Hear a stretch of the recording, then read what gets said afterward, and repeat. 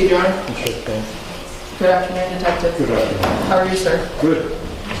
Sir, you are the lead detective in this case, correct? Yes. And you've been so since October 12th of 2023? Yes. That designation has not changed. No. And prior to being here today, you have also testified on this case under oath on 2 other occasions, right? Yes. Mr. Rielo, let me ask you to speak up a little Sure. bit, or Sure, if I it's can all remain. okay, proximity to that microphone. Sure, not a problem, not a problem. Thank you. Sir, you were agreeing that you testified on 2 prior occasions under oath in this case, correct? Yes. One was December 14th, 2023, right? Yeah, I believe so. And the other one was April 21st during your deposition, right? Yes. Which I took, Yes. right? And during that deposition, you understood that obviously you were under oath and everything was being transcribed, right? Yes. And at the conclusion of that deposition, you chose, in fact, to read, right? Yes. The informal, I know you want to say yes, but allow me to finish the question for the benefit of the transcription, okay? Is that okay? Yes. Okay, perfect. Now, at that time, you chose to read the, let's call it informal transcript or transcript in preparation prior to it being finalized, right? Yes. And when you actually did that you found that there were no errors in that transcript, right? Yes. Okay. Now, as the lead detective in this case, you are the repository for this entire file, right? Meaning you have viewed all of the supplemental reports. Yes. You have, according to your testimony, watched all the other body-worn cameras with the other officers, right? Yes. And you are familiar from beginning to end with everything that this case entails, right? Yes. Now, I remember when we saw each other in April of 2025, you mentioned, or you in fact changed slightly your supplemental report. Do you remember that? You made a correction to it? It was a correction based on an interview that I did of the defendant's father, or is that what you're referring to? That's the correction that you made. So, Yes, yes. Okay. Yeah. and before we move forward today, are there any other corrections that you have to make either on that report or anything else that you've noticed during your review of this file? No. Is there anything that you brought here today to assist you in providing your testimony? I have my supplement here, and I have 2 transcripts. Okay, and your supplement is the one that's numbered 7? Yes, it's number 7. The only supplement I have here in this case, yes. Okay, and the 2 transcripts that you have, are those the ones from December of 2023 and April of 2024? No, they're actually sworn testimony from the defendant's father and his grandmother, and Okay. of the statement. Transcripts of your interview with Jose Rosa? Yes. And transcript of the interview that was conducted of Isabel Garcia?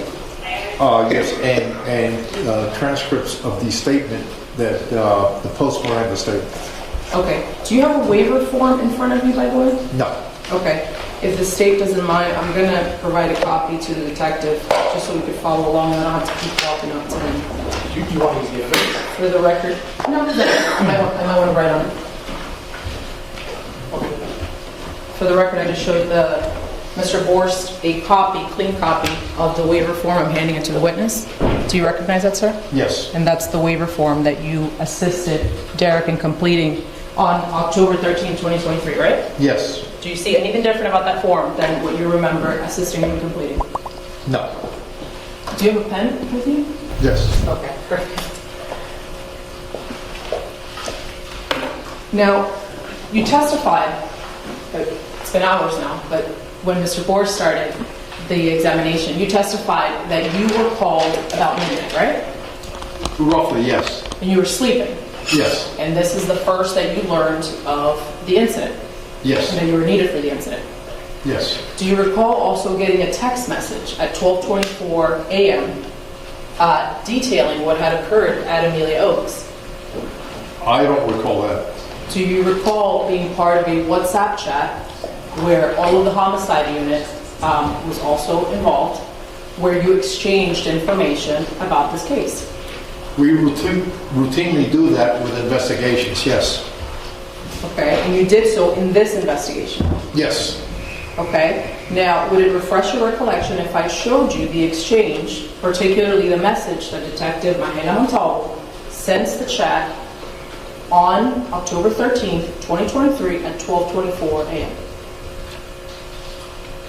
I can tell you that she sent it if you show it to me. What I can't confirm is reading it, because I don't read all the chats right away, you know? Sure. Now, you do agree that there was a chat that you were a part of? There was a chat that I was a part of, included in it, yes. Okay, and it wasn't against your will, right? No, it wasn't a good. Okay, you could have declined to be part of it, right? Yes. Okay, and you are saying that you don't remember whether you read her message? I don't know what message you're talking about. Okay, would it refresh your recollection if I showed it to you? Yes. Okay. I'm going to actually pull it up. I don't know if there's a way to just show it.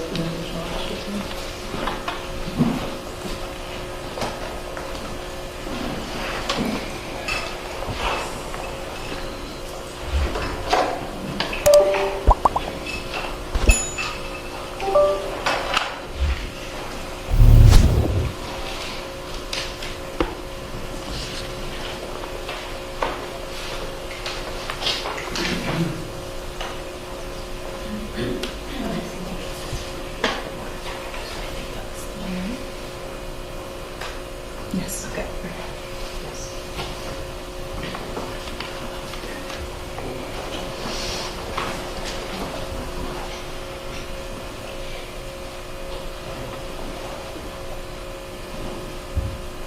Now, please tell me if you're able to see that. If not, my colleague can bring maybe No, I can't her see laptop that. That's pretty over. small. Okay. Let's try it a different way. You want me to walk up to it? That'd be great. Sure. Thank you, sir. I apologize. Try and make it larger, because I can't see it. There you go, thank you. Scroll to the top.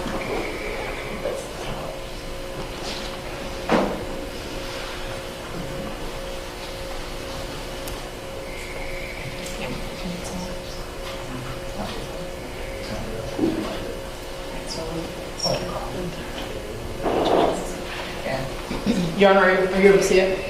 No.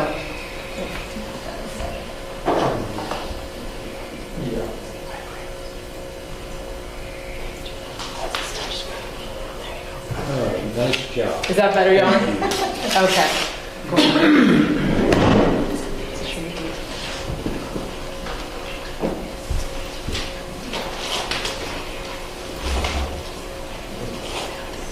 There we go. Okay, now Detective, the chat that you're looking at, the participants, tell me if this is your recollection, was yourself, right? Yes. Detective Mui, Detective Montalvo, Yes. Detective Wilbur Gonzalez, Yes. Sergeant Jean Deliset, Yes. Mayor Purveyor, Yes. Detective Felix Perez, Yes. Sergeant Palaez, Yes. and now the administrators were Detective Mui, Mayor Purveyor, Yes. and Detective Perez. Is that your recollection?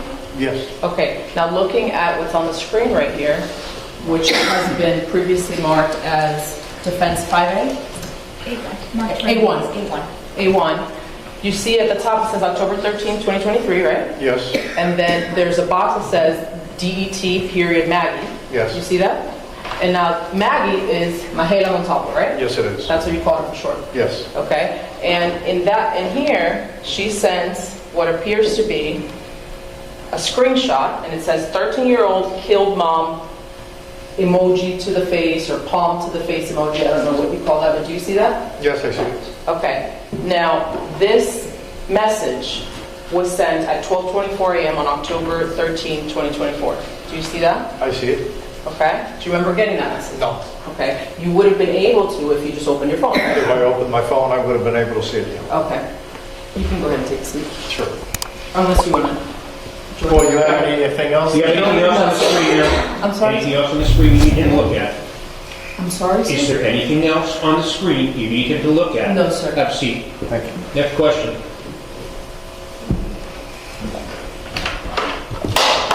Now, detective, when you arrive at the scene, Derek is already in a patrol car, right? Yes, It's already secured. already secured, It's yes. cuffed. I couldn't tell you because I never had any contact with him on the scene. Okay. Now, did you later find out through the review of everything that you reviewed, specifically the body-worn camera, that he was in fact taken into custody at 11:49 p.m.? I wouldn't argue against you if you say that's the time. Okay. Yes. Now, prior to arriving on scene, you knew that there was a 13-year-old boy that had killed his mother, right? Yes. And prior to arriving on scene, you were also briefed on the 911 call, right? Yes. Prior to arriving on scene, you knew, obviously, that he was not 18 years old, right? Yes. You knew he was a male. Yes. You knew he spoke English. Yes. And did you actually listen to the 911 call prior to arriving on scene? No. Now, you did know, however, that he had indicated suicidal thoughts on the call. Yes.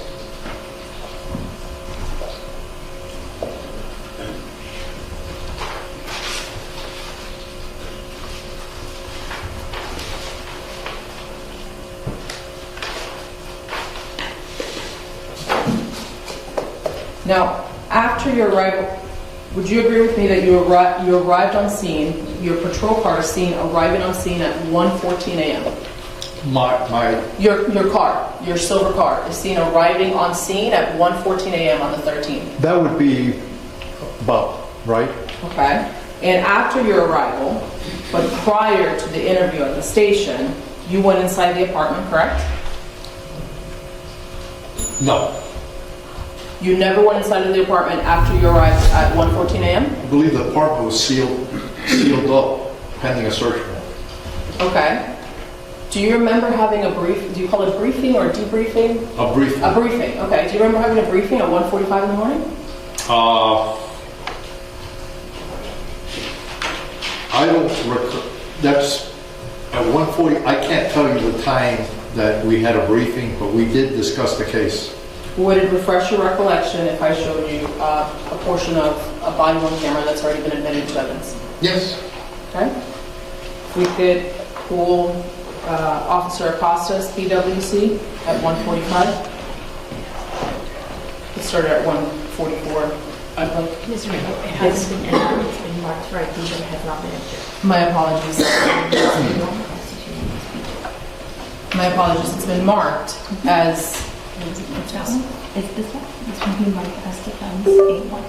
Okay, so it's been marked as defense A1 detective. It has not been introduced. You mentioned that you reviewed all of the body-worn camera, correct? For the most part, I wouldn't say every single one of them, but the ones that had something to do with the investigative portion of the case. Would you agree that the briefing in this case, when everybody's assignment was laid out, is extremely important in this case? When the assignments are, as far as... At 1:45 in the morning, Right. when the highest authority gathered at that scene, when I say the highest authority, yourself, Lieutenant Tillman, he was the highest ranking individual there, right? Lieutenant Tillman is on the patrol side. I'm on the investigative side. I understand that. Rank-wise, he was the highest ranking person in the city, in fact, at that time, was he not? Well, he was the shift commander to the patrol division. Okay, is that a yes? Yes. Okay.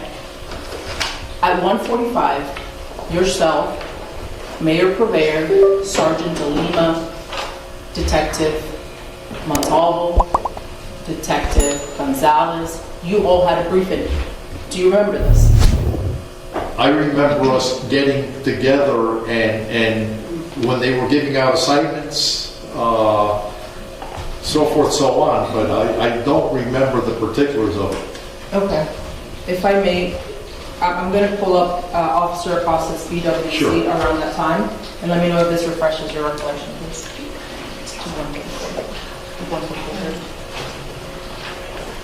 I don't object to its admission, but I think we do need to have it. But wait a minute, sorry. Could you hold off on playing that for a moment, please? First, what is it that we're looking at? We are looking at Officer Acosta's body-worn camera. Okay. Has it been admitted into evidence? It has been pre-marked and has not been admitted into evidence. Do you seek to admit it into evidence? I do, Your Honor. Okay, that's then what generally you would ask, may I admit this as evidence? Do you mind? State, do you have a position? No objection. Then it's admitted. Thank you, Your And Honor. it gets an evidence number that the clerk will now announce. Thank you. And if it would be easier, everything that we have pre-marked, it is my understanding there is no objection from the state. It's a little easier for the record if it's introduced as you address it during your inquiry.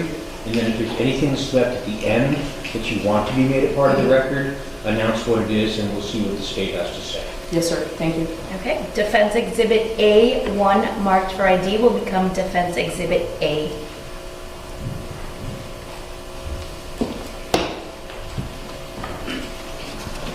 And then USBs in there.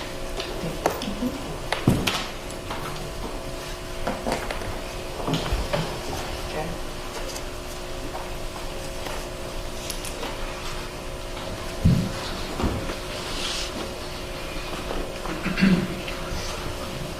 For the record, starts at 1:43:31.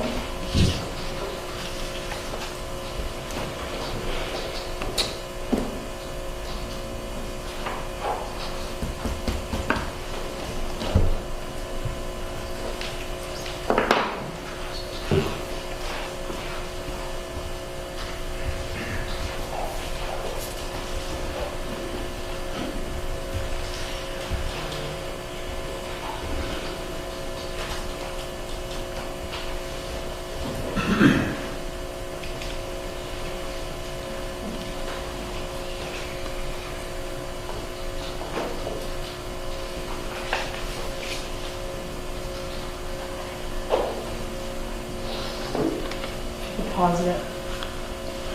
1:45:38.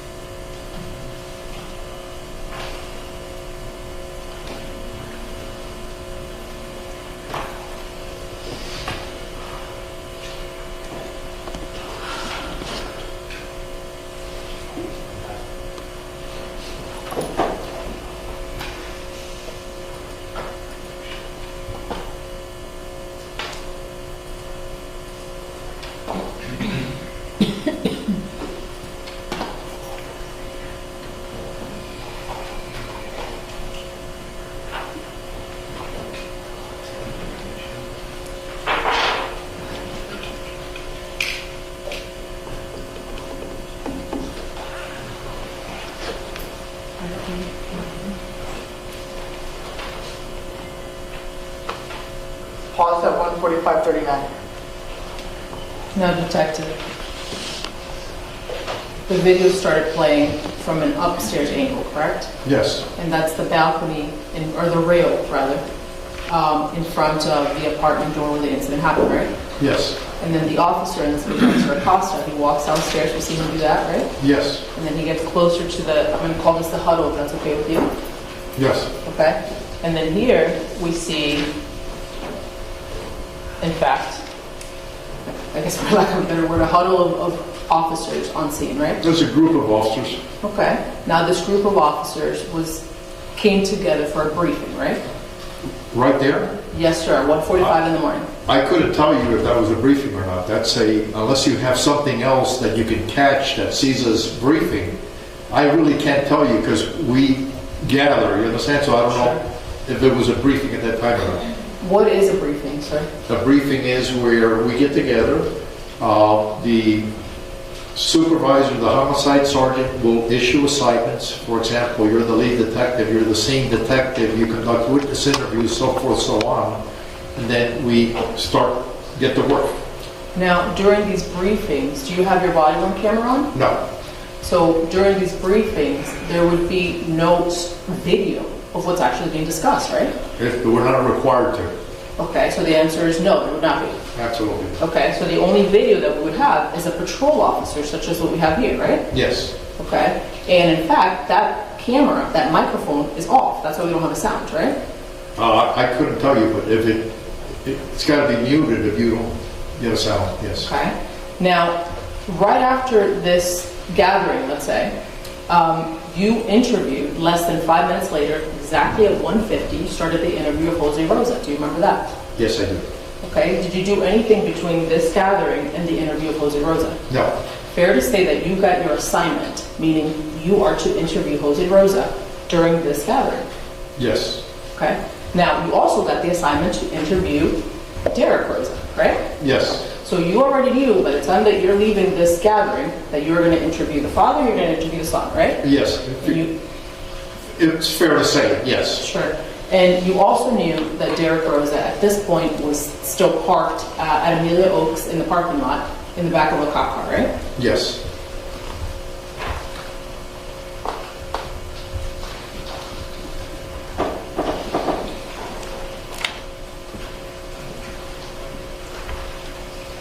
Now, when you interviewed Jose Rosa, the main purpose of that interview is to get background on Derek Rosa, right?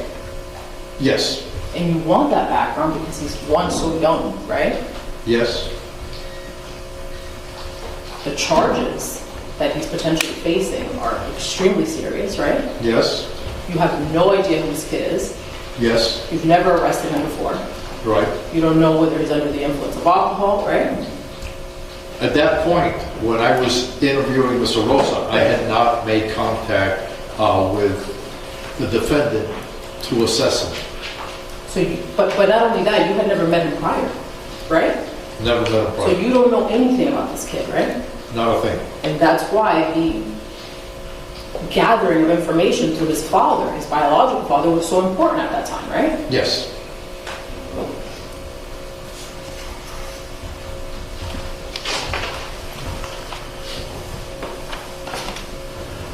Now, Mr. Rosa, Jose Rosa, he showed you his law enforcement badge, right? He told me he was law enforcement. I don't remember seeing a badge. Would it refresh your recollection if I played the video of his interview? I knew he was law enforcement. Okay. If he did or not, yeah, it would refresh it, seeing it, but I was aware that he was law enforcement. Okay, and not only were you aware, but you actually asked him if he did any undercover work. Do you remember that? Yeah, I remember that, yes. Now, at this point, you know that he's the biological father, right? Yes. But you don't know how much time they spend cohabitating. And by they, I apologize, I mean Derek Rosa and Jose Rosa. You don't know how much time they spend living together under one roof. At that point, I knew it was his father. As far as any time they spent together or not, no, but he seemed to answer every question or give information like he knew his son rather well. So the answer to my question is no, you did not know their cohabitation situation. No, not that they didn't live together, if that's what you're asking. You knew that mom and dad, Jose Rosa and Edina Garcia, were not married, though. You knew that, right? Based on the interview and the questions that you asked him, you have a transcript in front of you. Feel free to Yes, that they were married, yes. Okay. And you never asked him about the custody agreement, right? I don't believe I did. And by him, I mean Jose Rosa. Right. And you also didn't ask him at that time, for example, who was in charge of medical appointments, right?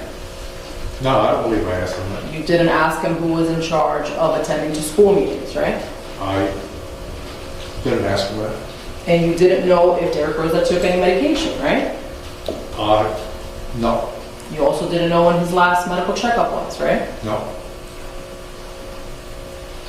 Did you know if his father, Jose Rosa, whom you were interviewing, in fact even had access to his medical records. Did you know that? I didn't know that. Because you didn't ask him, right? I didn't ask him. Did you know if he had access to his school records, if he wanted to? I don't know. Because you didn't ask him, right? Did you know if Derek Rosa had an IEP at school, for example? Do you know what an IEP is? No, what's an IP? An IEP. Do you know what that is? No. Okay, now, IEP is an individualized, specialized program in school for disabilities, okay? Did you know if Derek had one at that moment? No, but he never mentioned any problems that Derek had whatsoever. I did ask him if he had any mental difficulties or what. He said no. He told me he was a great student and so forth, so on. So he was answering questions or giving questions like he knew his son rather well. Sure.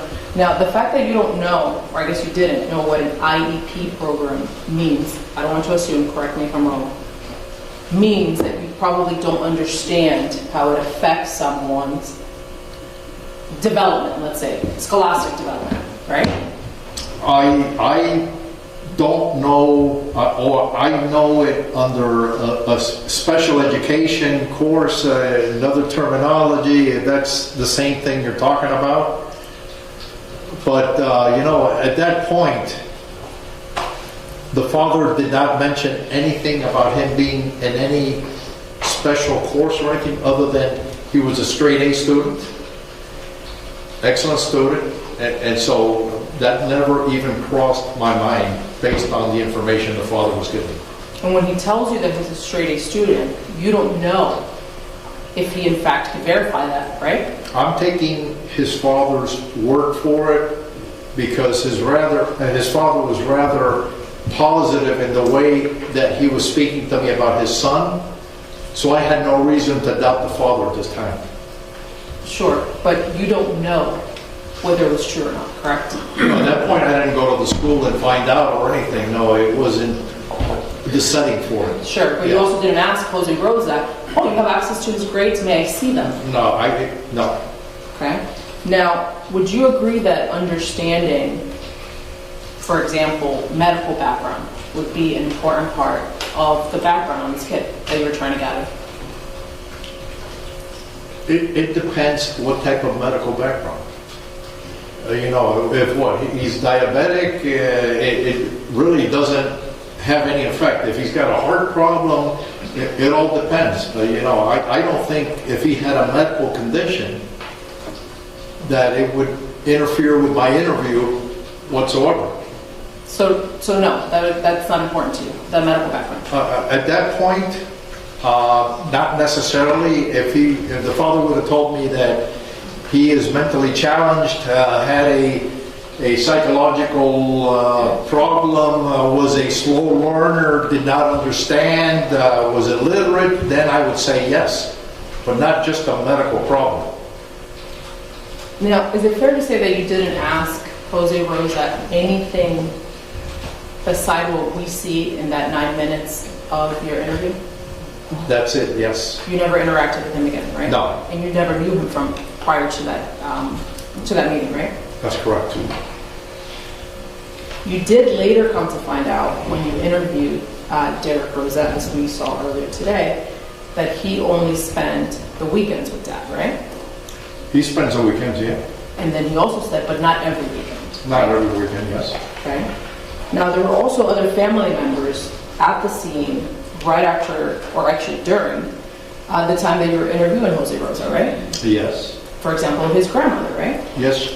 Did you ask Jose Rosa, what part does the grandmother play in your son's life? No, because that was assigned to another detective who was dealing with the grandmother. Okay. Now, did you go over to the detective and say, make sure that you ask the grandmother if he takes any medication? Did you do that? The detective, in this case, interviewed him. Again, the grandmother told the detective that he was a great student, had no mental difficulties, was very intelligent, and so forth, so on. So the medical aspect of it, no, I didn't ask, but really would be irrelevant to me at that point. I understand. Did you tell the detective that was conducting the interview of the grandmother, make sure you ask her if her grandson likes to indulge in alcohol? Likes to drink? No, I didn't instruct her to ask that, if that's what you're asking. Did you ask the detective that was interviewing the grandmother, make sure you figure out if her grandson is a drug user? The best way I can answer your question, okay? When I meet with the defendant, that he sits in front of me, I start evaluating him. I check out the speech to make sure it's not slurred, his body posture to make sure that he's upright and not slouched, that he is not mumbling, slurring his speech, he has bloodshot eyes, a smell of alcohol emerging from his breath. That's how I evaluate whether they're under the influence of alcohol or narcotics. I understand, sir. That's when you're actually interviewing the suspect, right? Yes. Right now we're talking about the background of the suspect, right? I never asked the detective to ask that because I was going to evaluate him myself, face to face. Now you did learn, however, that his grandmother, Derek's grandmother, was the mother of the victim in this case, right? You learned that right away. Yes. Now, prior to, I remember Mr. Borsch discussing protocol in interviewing children, interviewing adults. Prior to the interview of Derek Rosa, was it your understanding that there would be a difference in the protocol? As far as what? As far as technique, as far as tactics, based on the fact that he was barely 13 years old, was it your understanding that protocol dictated a difference versus interviewing an adult, for example? What I did is I took extra care in explaining to him his Miranda rights to make sure that he knew. But the interview is pretty much the same. The only time a juvenile's interview would be different is if they were nonverbal or something, where they would do like a forensic type interview, and that's for younger ages. But you don't really interview a juvenile that can communicate and all that any different than an adult. Okay, so the answer is no, the protocol does not change between adult to juvenile, right? Does not change. Okay. Now, did you tell his father, Jose Rosa, that you were about to go interview his son and that he could be present? No, I did not, nor did he mention that he wanted to be present in his son's interview. Did you have any indication that he knew that you were about to go interview his son? I don't know. The investigation was ongoing, but he didn't inquire, didn't ask to be present during an interview. Now, as far as you're concerned, before Derek Rosa's interview, you are the only person that interviewed Jose Rosa, correct? Before, then Before after, the interview. then after, yes. Okay.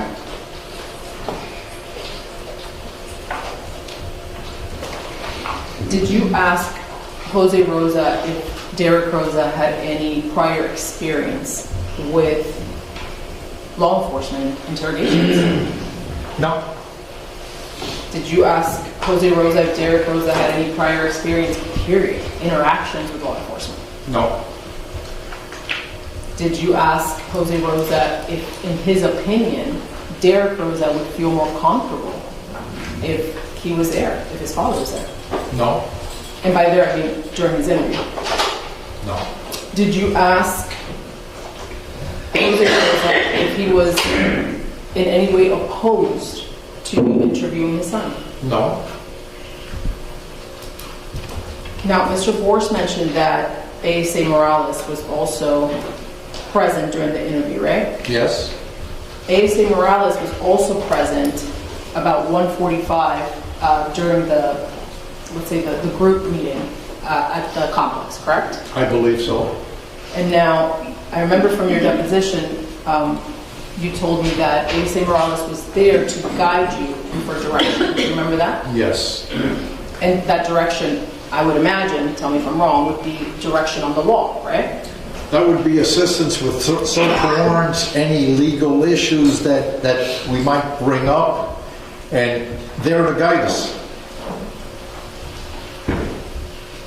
Did you ask A.C. Morales at any point if you should have Jose Rosa present for Derek Rosa's interview? No. Did at any point Ms. Morales tell you we should have Jose Rosa present for Derek Rosa's interview? No. Now, prior to the beginning of the interview, it was your opinion that no one else was present during the commission of the murder, right? Yes. That it was only Derek Rosa and he was the only person that committed this murder, right? I knew that there were 3 occupants inside the apartment during the murder. It was Derek Rosa, his infant sister, and the victim. Did you, and you knew this before the interview, right? Pretty much, yeah. Okay. Now, did you ask A.C. Morales if perhaps Derek Rosa should be medically attended to at Amelia Oaks? No. Or even back at headquarters? No. Was there a doctor or anybody, medical staff at headquarters that would have been able to render medical assistance to Derek Rosa? He did not need medical assistance. He was asked if he had any injury or something, and he stated no. And I did not see any injury. I did not see him under the influence or anything that would require medical condition. That's not my question, sir. My question is, did you have anybody at headquarters that would have been able to render medical assistance to Derek Rosa? Are you talking a doctor? Because I could render medical assistance. I trained in first aid, if that's what you're asking, or CPR and all that. Did you ask him if he needed anything? We asked him if he was injured. He said no. Who's we? Myself and Detective Gonzalez when we were interviewing him. And the interview you're referring to is what we watched this morning. Yes. Is there anything else that you in exchange with Derek Rosa that we did not see this morning? No. Other than yourself and your CPR training, was there anybody else qualified to offer Derek Rosa medical assistance at, let me finish please, at headquarters? Every single officer that was there would have been able to provide first aid. If you're talking about a doctor, no, we don't have a doctor at the station. Was there any EMTs at the station? No. Other than the autism training that Mr. Forrest questioned you about, do you have any other specialized training in mental health? In mental health, no. Was anybody else at the station that was present,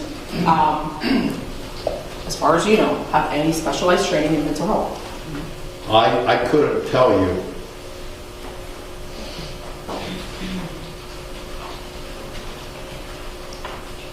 While he was on scene, Derek Rosa, for those almost 2.5 hours in the patrol car, did anyone ask him if he wanted to speak to his father? I don't believe he was asked that, but he did not request to speak to his father. That I'm sure of. During the time that he was in the cop car at Amelia Oaks, did anybody ask him if he wanted to speak to his grandmother? I don't believe so, but again, he did not request to speak to any family member. Do you have any indication that Derek Rosa knew while he was in that cop car that he could ask to speak to his father? He didn't ask, and that's all I can tell you.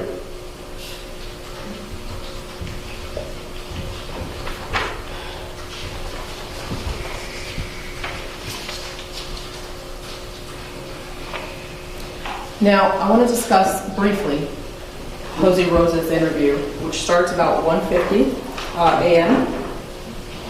Do you agree with that? Yes? Now, you start the interview, you have a transcript in front of you, feel free to follow along. Derek, at 1:54 in the morning, you tell Mr. Rosa, Derek is the mother of the lady that... Excuse me. Oh, I'm sorry. I mean, Sure. but you're reading from something. Is the actual video in evidence? I thought, Okay. Mr. Bork, you don't And you're reading okay. from a document that's not an evidence, you're not impeaching the witness, you're not refreshing his recollection, and I have no idea what that document is. So could we be a little more formal about the use of materials, please? Yes, Your Honor. So let's start with what is it and do you want it to be evidence? We have pre-marked it, Your Honor. I am reading my own notes on Jose Rosa's interview, and it is 3A, well, it's under defense A1. We just had A1 introduced as A. A, It's just A. which Okay. was a totally different piece of evidence. Judge, there are, I believe, 8 items in that USB.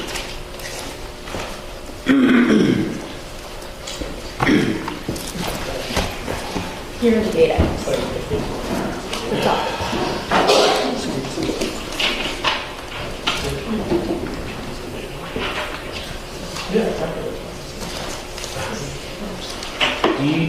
Do you have a copy of this USB that contains 11 different,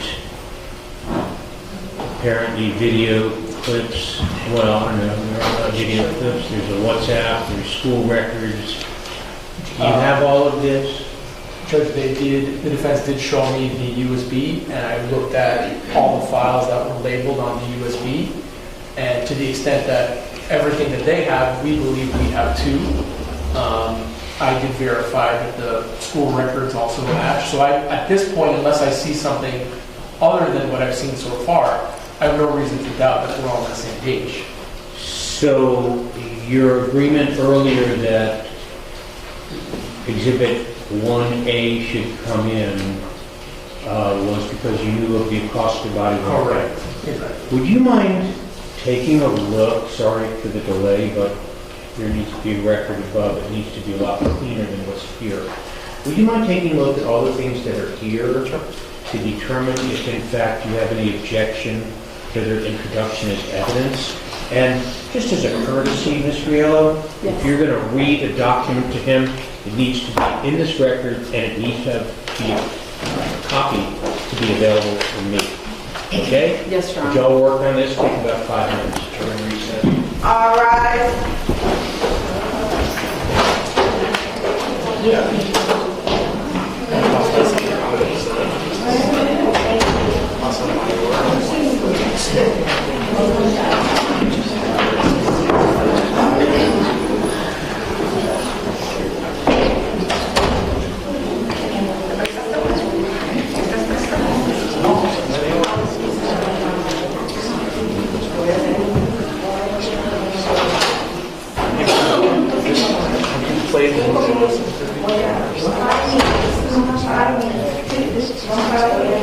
Oh, there we go.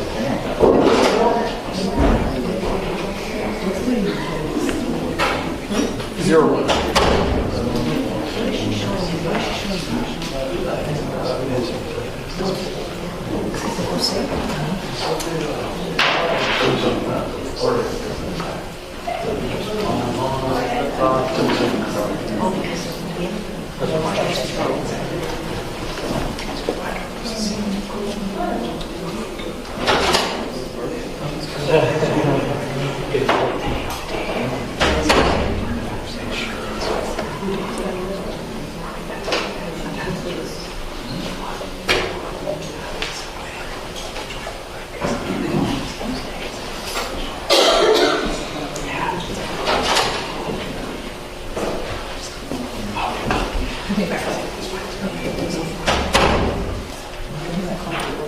All right, I made copies for everybody to have.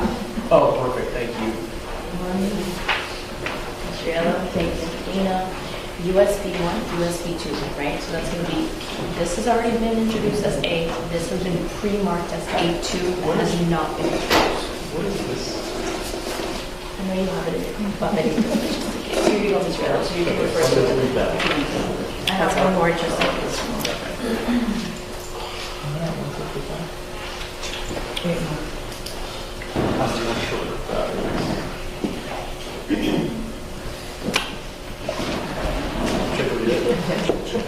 Kind of blank.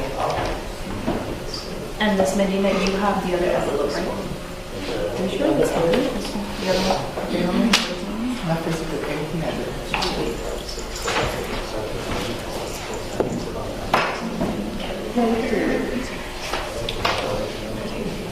How about this one?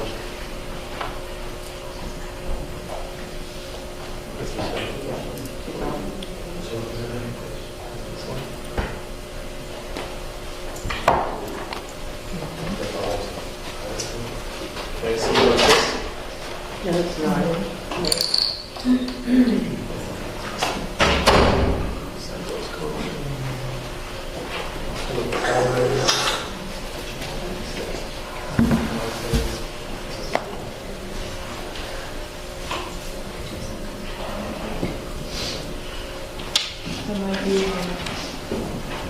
About this. Do you have a longer? Herrera. But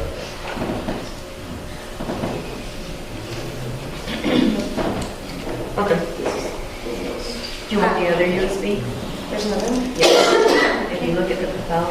But the other one is upstairs. Okay, so this one is good. Thank you. Go ahead, I'll give it back to you. Yes. Okay. And then your USB, is it up there? I would have copy of the states. Yeah, I'll give you a copy of the exhibit list that I've written on.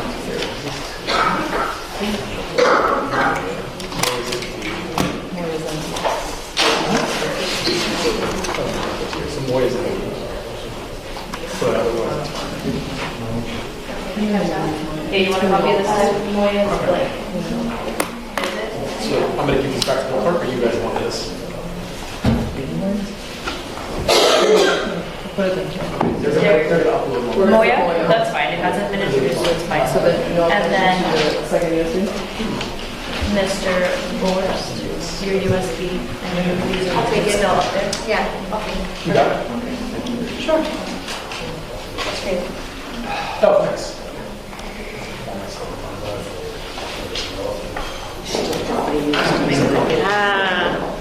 Sorry. Like, wait a second, that's not mine. This is next to it, you took it out, right? Yeah. Did you click it to make sure that it ejected safely so nothing would be deleted before you took it out? It was already off.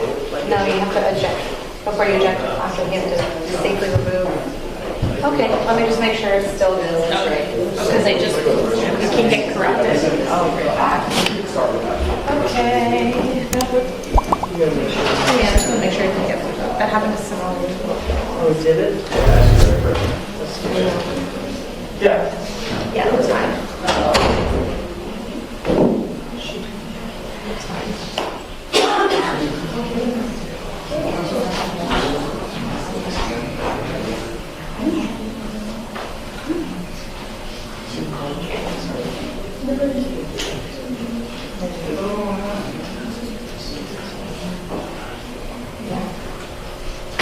All good. Very cool. Do you want me to show you what I was talking about so it doesn't happen to you? This one. Oh, but you Like- there? You right here, and the thing that looks like a little flash drive, you click it, and then it lets you eject, and then it tells you it's safe. Thanks. Yeah. Here you go. I mean, all of mine. That's if you want to review it. I know you guys do. Oh, hi, Rick. Thank you so much.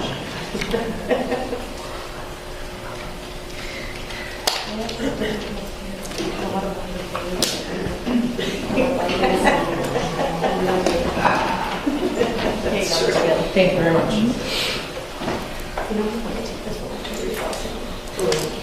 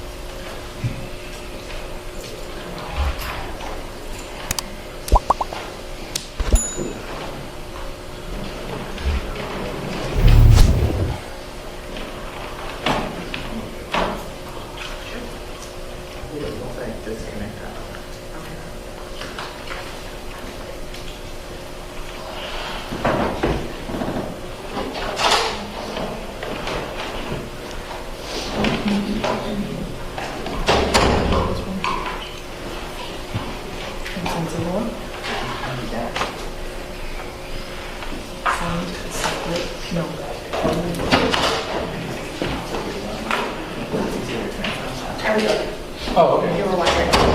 Take your time, Zoom. Sorry, Kathleen. Joe, do you need water? Do you want a cup of water? Yeah. Rosie went up there for a while.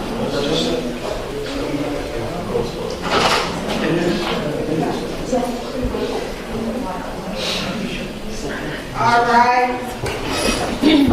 Okay, thank you, everybody. Please be seated. You guys sort out what we have here? Yes, Your Honor. Good. During the break, I received a copy of the state's That'd be great. evidence list as well. And the state, there are 2 USBs. One contains 8 items, and USB 2 has been pre-marked, and it contains 3 items. They're all BWCs, Your Honor. The state Okay. does not have an issue with it. I'd like to introduce the second USB at this time. All right, so USB 1, which is Defense Exhibit A, contains apparently 8, nope, 4, 5, 6, 7, 8, 9, 10 different items on it. I see there is the Acosta body-worn camera, the Casamayor body-worn camera, the Jose Rosa interview, the Elosegui body-worn camera interview, Gonzalez body-worn camera interview, which is already a state exhibit, Miranda form, MUI, WhatsApp, Santos, Concha body-worn camera, school records, and Valdez body-worn camera. That's exhibit A, and apparently you have a second USB. Was that admitted under the same exhibit number? No, You have an objection to the 3 items on the second USB? No, Judge. So then that'll be admitted as Defense Exhibit D, and that contains the Gutierrez, Not yet. the Gutierrez body-worn camera, the Moya body-worn camera, and the Rico body-worn camera. Is that correct, parties? It is, Your Honor. Good, so now we have a record of what it is that's actually been introduced into evidence. And I'm wondering if you were going to utilize a document that there be some hard copy provided so that I can take a look at it. Sure, Your Honor. I don't think it's It's really just the video. Is it? Yes, Your Honor. Okay. These are my notes, but the video speaks for itself. I can play the video. Okay, super. Ms. Dyer, if you want me to hold on to this? Yeah, Judge, that's your copy. Okay, thank you, ma'am. Okay, you may proceed now. Thank you, Your Honor. And I guess I should start when I walk in here, I keep forgetting. The record reflects the presence of the defendant here with us, appropriate counsel. Continue. Detective, you mentioned that you conducted the interview of Jose Rosa, correct? Yes, And you started that interview at 1:50, yes, and that interview was recorded on your body on camera? yes. Okay, now at this time, I'm going to play for you a portion of that interview, which has been admitted as Defense Exhibit 2. B. Starting at 1:54:11. Of the lady who, Let's go back to 1:54:09, please. We're going to start at 1:54:09.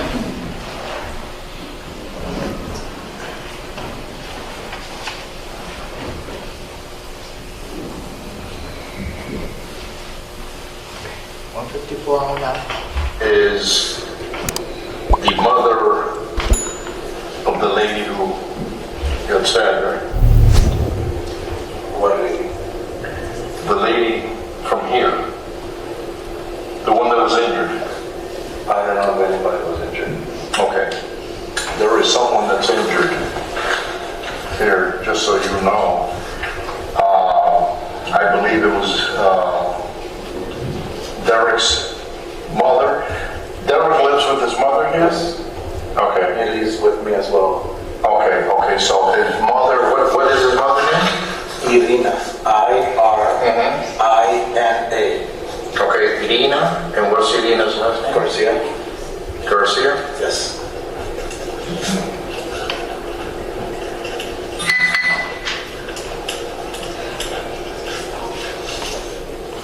Okay.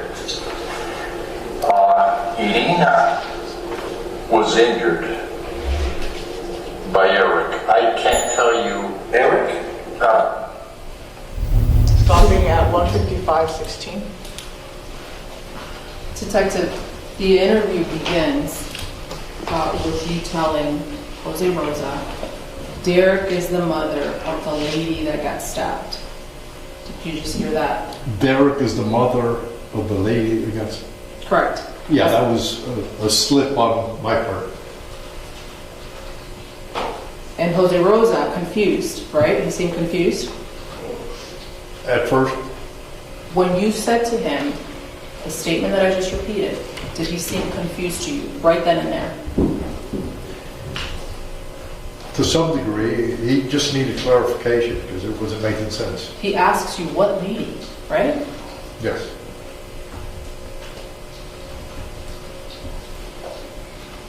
And then you respond, the lady from here, the one that was injured. Yes. Then you tell him, Irina was injured by Eric. Right? Yes, I was then corrected Derek. And then, well, he said that he's confused again, right? Yeah. He being Jose Rosa. Then I say Derek. And he says Eric. And then you go back and ask him further questions about Derek, right? Yeah. That interview did not last more than 10 minutes, right? The complete interview? Correct, sir. I don't know the exact time. If we could play the same video for the detective, just fast forward to timestamp 1:58 and a half, 1:58:30.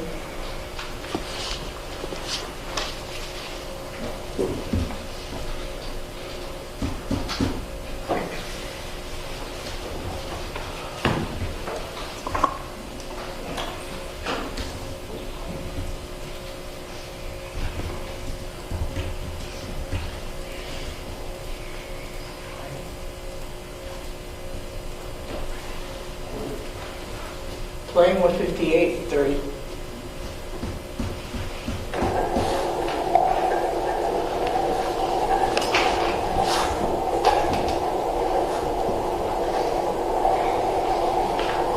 It's kind of hard to process.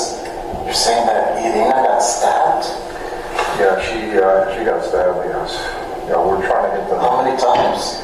I have no clue because we just got here and we have other people working that aspect that are going to report to me and I'll let you know.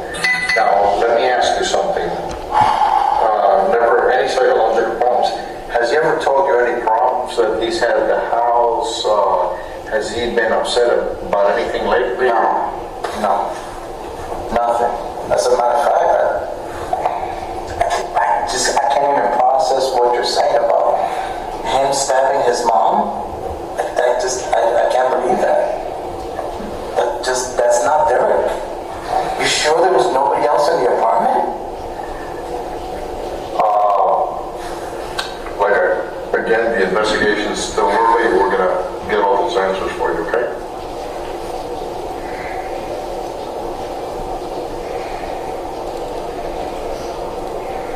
I can't even understand that. That doesn't make any sense. This kid has lost his mom to death. Yeah.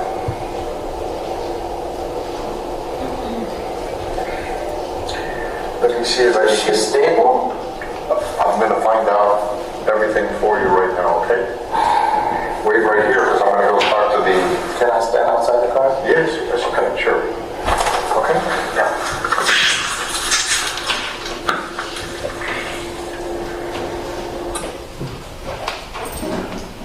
The interview ends at exactly 2 a.m. Did you see that? Yes. Did you, in fact, confer back with Jose Rosa and provide him any further feedback, whether Irina was stable? Did you ever get back to him on that? No. Did you ever talk to him at all after that? No. Some other detectives did. Now, shortly after that, exactly 12 minutes, I can play the body-worn camera if you like, you leave Amelia Oaks and you head back to headquarters, right? Yes. And headquarters is only 3.1 miles from Amelia Oaks, right? Yes. You get there relatively quickly? Yes. Now, when you leave, Jose Rosa stays back at Amelia Oaks, right? Jose Rosa, yes. Derek Rosa had the patrol car that Derek Rosa was sitting in left at 2:06 a.m. prior to when your car left, right? I believe so.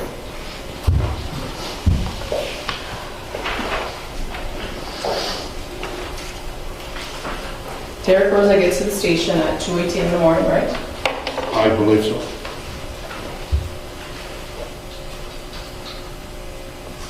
Now, before I get to the waiver, I want to talk about the pre-interview. The room that Mr. Borst had you describe earlier. When you're conducting the interview, the door is shut, right? Yes. Derek is not free to leave. No, he's not free to leave. Excuse me, Detective. You and Detective Gonzalez are armed, right? Yes. There's another detective outside of the interview room, I believe it's Detective Perez. Yes. There's other people walking around, right? Yes. And both you and Detective Gonzalez are taller than Derek at that point. Yeah. I don't want to ask you how much you weigh, but you also outweigh him, both you and Detective Gonzalez, right? Yes.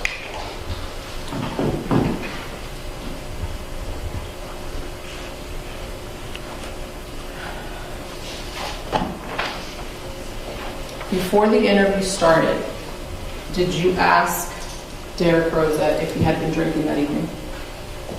No. You would agree that it is possible to consume alcohol and not smell like alcohol? I did not have any indication that he was under the influence of anything. Had his body motions been different, his speech slurred, instability, so forth, so on, I would have gone and proceeded to ask him, but he did not show any signs of impairment whatsoever. That's not my question, sir. You would agree that someone could consume alcohol and not smell like alcohol?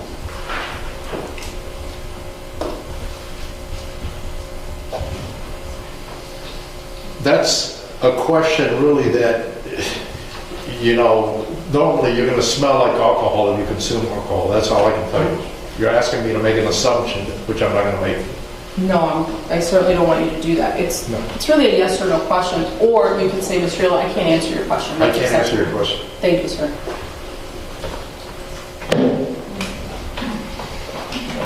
Now, did you breathalyze him?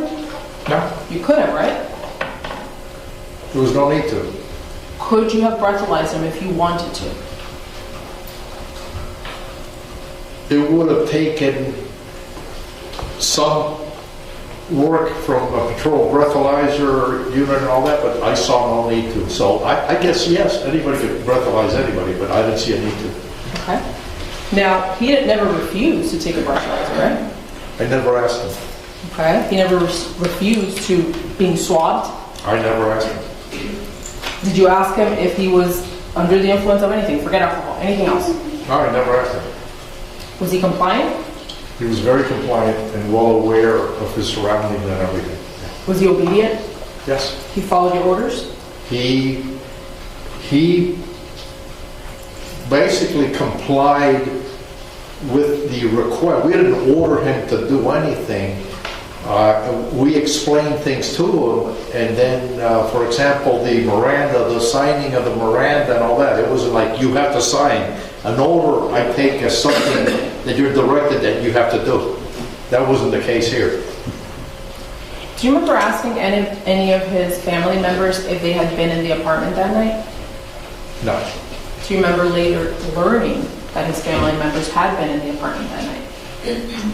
Later on, yes. Do you remember asking him specifically that question during the interview? Who had been there that evening? Do you remember that? During the interview, we asked him who were the ones in that apartment at the time, and he said himself, his mother, and the infant at the time of the homicide. Now, you would agree that whether we take your position, which is that Derek Rosa stopped his mother, or another position, which is that he didn't, Either way, that would have been a traumatic experience for Derek. Would you agree with that? It's a situation which is hard to the normal person.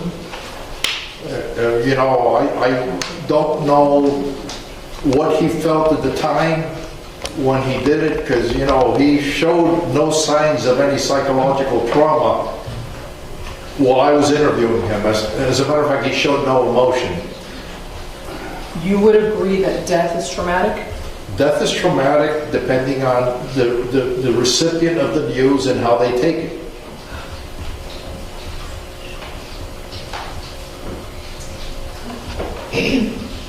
Do you remember, well, I think you mentioned that you did, but when I took your deposition April 21st, 2025, do you remember us covering this topic? This topic meaning I specifically asked you if this, in your opinion, would have been a traumatizing experience for Derek. Do you remember me asking you that? I don't Wait, remember. Excuse me, are you objecting? Yes, Judge. Stand. Yes, Judge. Improper impeachment. If there's impeachment. Or no, are you impeaching him from now? I'm just asking if he recalls us discussing that, Your Honor. Well, then sustained. Okay. It's fine, I'll move on, Detective. Let's talk about the Miranda form, okay?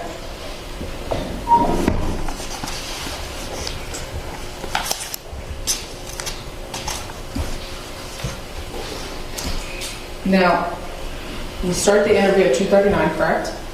Or the interview begins at 2:39 in Yes. the morning. And at 2:40 in the morning, Detective Gonzalez asks Derek what reading class he is taking. Do you remember that? Yes. Now, at that moment, Derek didn't have to tell Detective Gonzalez what reading class he was taking, right? He didn't have to answer him, that's my question. No, you didn't have to answer him. But he was cooperative. Yes. Now, at that moment, did you have any indication from Derek that he knew that he didn't have to answer that question from Detective Gonzalez? He cooperated. Is the answer no? What's the question again? At that moment, at that point, did you have any indication from Derek that he knew that he did not have to answer Detective Gonzalez's questions? No, he never. Wait, I'm going to object to the form of the question. I think it's vague and confusing. Do you understand my question, sir? Not really. Okay, I can That's put that down. okay, because I did. I know where you're, It's I okay. have a sense that you're thinking of Seabrook versus Missouri, but go ahead. Did he ever? Thank you, sir. To Did the he ever? extent that you understand it. Yeah, okay. Did he ever say to you, sir, I know I don't have to answer this, detective, but here you go, I'm going to tell you anyway? No. Did he ever he say never- that? Never said that. Okay. Did he ever say, I know I don't have to read this form that you're presenting to me, but you know what, I'll read it anyway? Did he ever say that? No. Okay.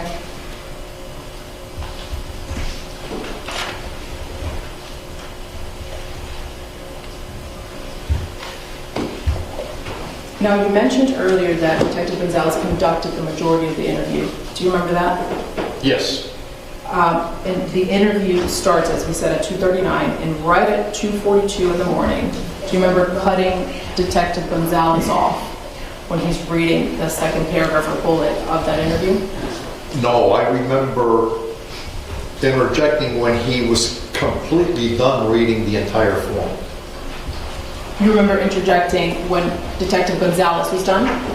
He was done reading the entire Miranda form, including the waiver, when I took the form and handed it to Derek.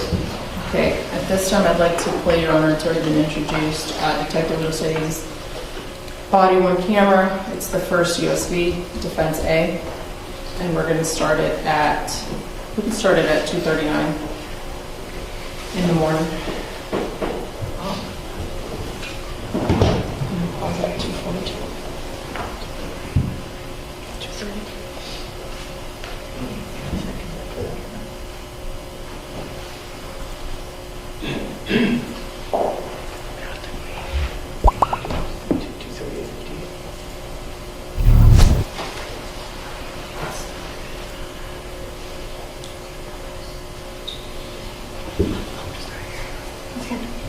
Okay, starting at 2:38:58.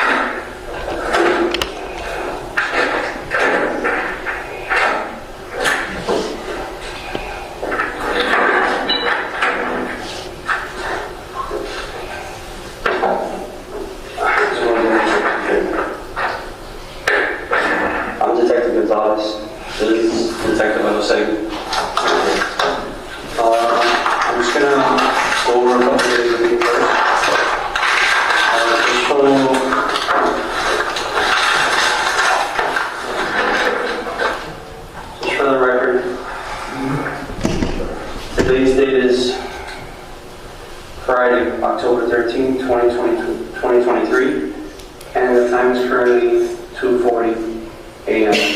And this is in regards to case. Yeah, the case number is going to be 2023-02953, an incident that happened at 211 West 79 Place, apartment number 201. The record, my last name is 1527. And mine is 958. You go to school, right? What grade are you in? Eighth grade. Good student? A's and stuff like that? What reading class are you in right now? You know? What do you think? Language arts? Okay. So you can read with no problem?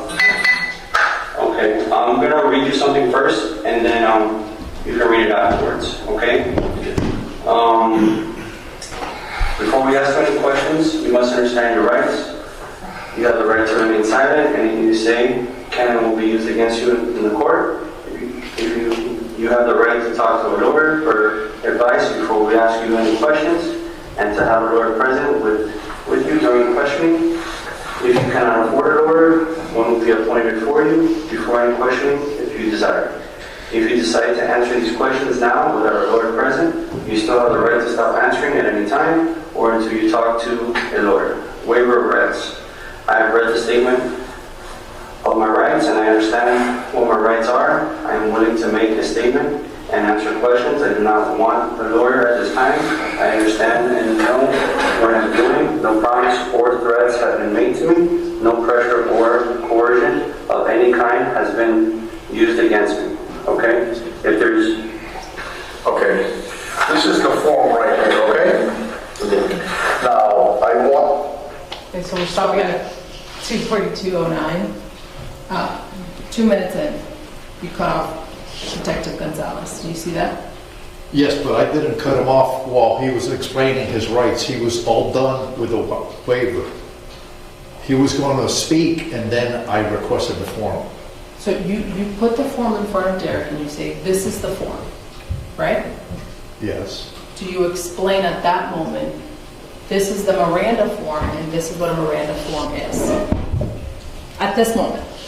At this moment, Yes, sir. I go have him read the form completely. I make it real clear to him that those are his rights, that he has to read every section and make sure that he understands it, and that we will not be taking a statement unless he waives his rights. You know, he was made well aware that that was a Miranda rights form. There are 6 points, paragraphs, sentences, whatever you want to call them, Right. on the Miranda form that's in front of you, right? Yes. And we're going to go through each of those because Sure. we went through each of those. My question is, at this point, when you're both, you and Detective Gonzalez are referring to it as a form, do you tell him, this is a Miranda form is blank, and let me go through it with you? Do you tell him that?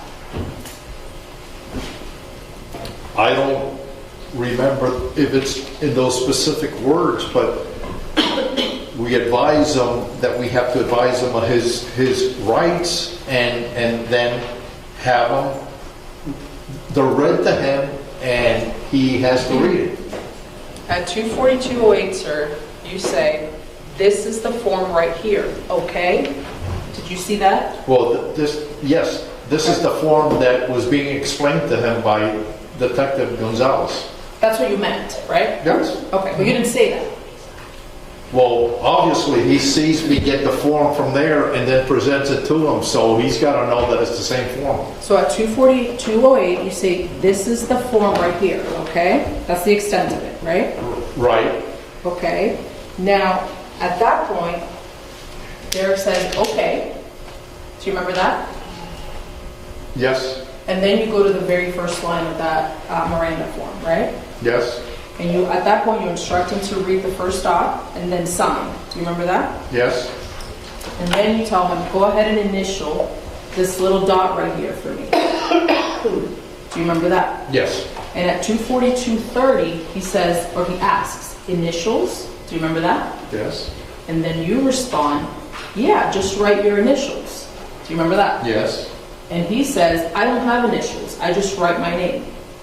Do you remember that? Yes. And then at that point you say, okay, whatever, right here. And that's at 2:42:39, okay? Do you Yes. remember that? Now, what are initials? Initials. Yes, sir, what are initials? Initials are like the first and last, first name, first letters of the name. Okay. So if you have a name, you have an initial, right? Yes. If you have a first name, a middle name, and a last name, you have 3 initials, right? Yes. Okay. So did you explain to him at that point what initials were? No, he told me he didn't have initials, that he would rather write his name. You interpreted as rather, or he told you rather? No, he told me that he didn't have initials. Okay. But you knew that he did, right? I understand, but you see, for someone, initials are used primarily on business documents or whatever, legal forms and all that. I wouldn't expect really a 13-year-old at that point to use initials, so I didn't find that uncommon. He felt more comfortable with writing his name, and that's what I had him do. And did he tell you, detective, I feel more comfortable writing my initials, or did he say, I don't have initials? I think he said, I don't have initials. Okay, and you never corrected him, right? No, because number one is I took it as I don't use initials. That's how I understood it. Now, this is an example, would you agree, of Derek telling you something that you know is not correct, but you just go along with it? No, this is an example of Derek telling me, as far as my opinion, that he does not use initials, he'd rather write his name, so I went with that. Okay? And you went along with that because he was signing off, right? He was writing his name. He was acknowledging the fact that he understood whatever he read on that bullet point.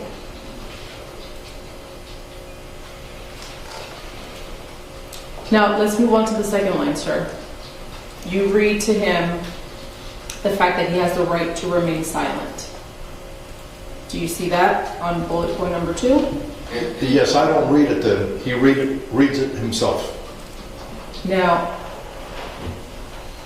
when he reads, you have the right to remain silent, did you provide any further context to what he was reading? No. Did you ever say to him, Derek, the right to remain silent means you could stop talking right now, effective immediately? Did you ever say that? I tell him that during the course of the Miranda rights form. At that point, I wanted him to acknowledge that he understood what he was reading, which is you have the right to remain silent. Did you tell him, Derek, that right includes you not filling out this form?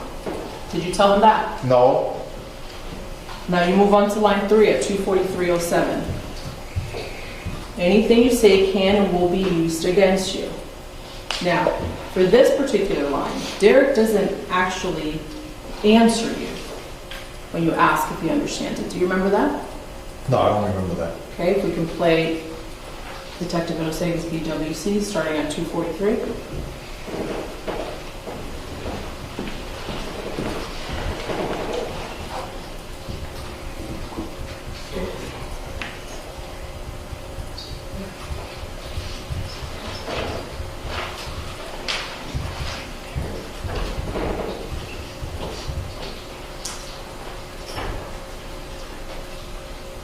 Okay, Regis, Starting at 242:46. second line.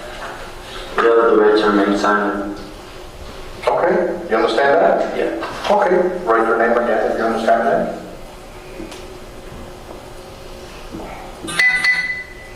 Okay, read this line right here. Anything you say can and and will be used against you in the court. Okay, you understand that? Go ahead, the same procedure, just go ahead and put your initials. Pause right there, or Or pause it your signature. at 2:43:15. Do you see Derek telling you that he understood that? I see him nodding his head, if you want to play it back. Do you hear Derek Rosa telling you that he understood bullet point number 3, anything you say can and will be used against you in a court of law? No, I see his head going up and down, acknowledging a yes. Did you ask him, Derek, why is your head going up and down? Does that mean you understand? Did you ask him that? No, because we had already gone through 2 questions and I had given him instructions on what his signature meant, that he understood the question. So I took his head going up and down as he understood. I did not ask him why he nodded his head. I took that as an acknowledgement of yes. That's how you interpret it. That's basically, this is yes, this is no. Now, you didn't say, Derek, are you thinking of something that's making you nod yes? No. Okay. Now, bullet point 3, he reads, anything you say can and will be used against you in court. Did you ever explain to Derek what court is? No. Did you have any reason to believe that he knew what a court of law is? I have had no reason to believe that he did or did not know what a court was.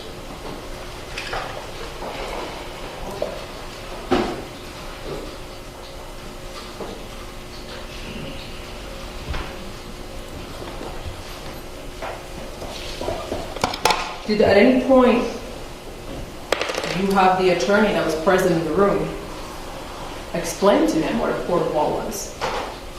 I did not want to confuse him and refer to Assistant State Attorney Morales as an attorney. Like that, there is no confusion that he would assume that she was there in his best interest. So as far as my belief is, you know, she appeared like a secretary in the corner taking notes, and that's how we left it. I never introduced her as an attorney. Well, you never introduced her at all, right? No, Only yourself and Detective Gonzalez were introduced to him, right? that's correct. Now, that same bullet, number 3, do you ever explain to him what will be used against you means? I just let him read that and acknowledge the fact that he knew and he signed it. So that's enough. That's enough.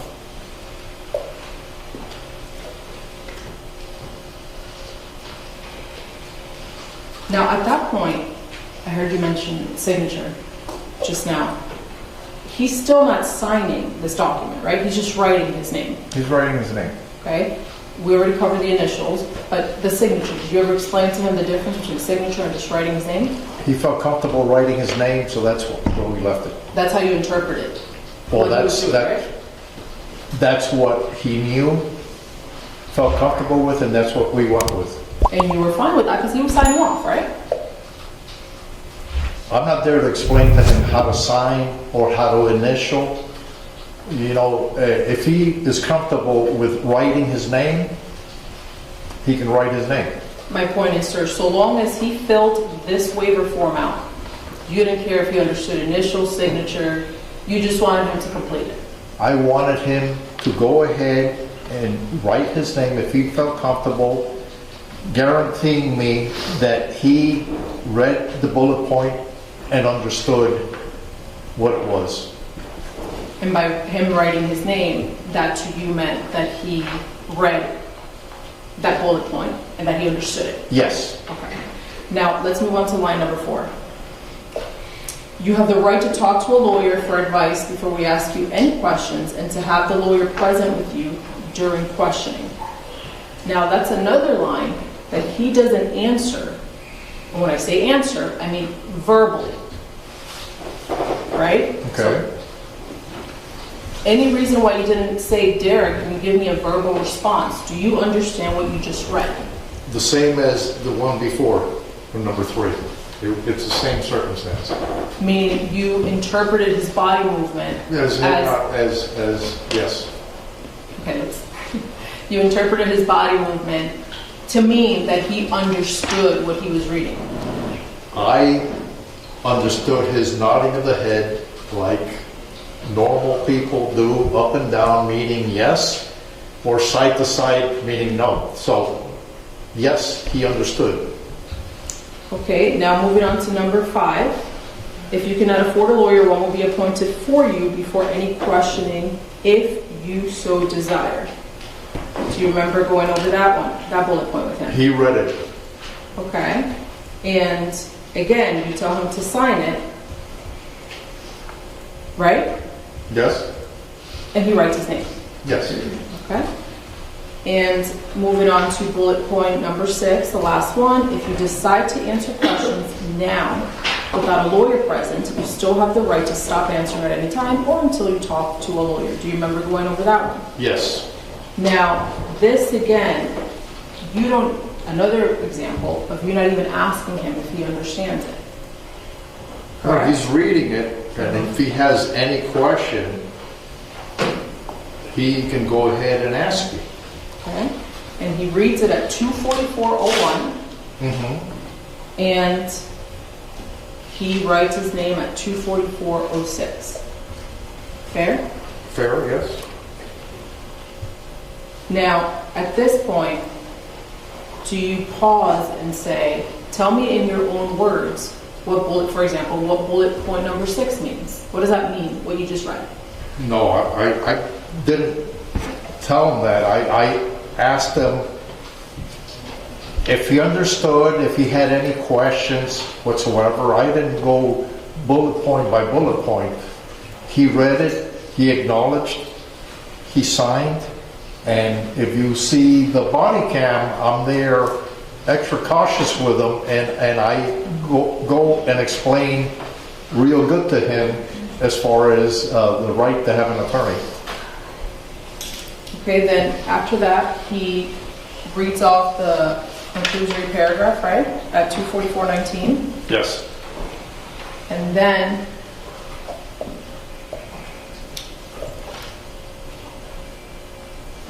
about 2:44:42, he struggles with the word coercion. Do you remember that? Yes. He struggles with the pronunciation and obviously the definition, right? Yes. And then at this point, you help him out. Yes.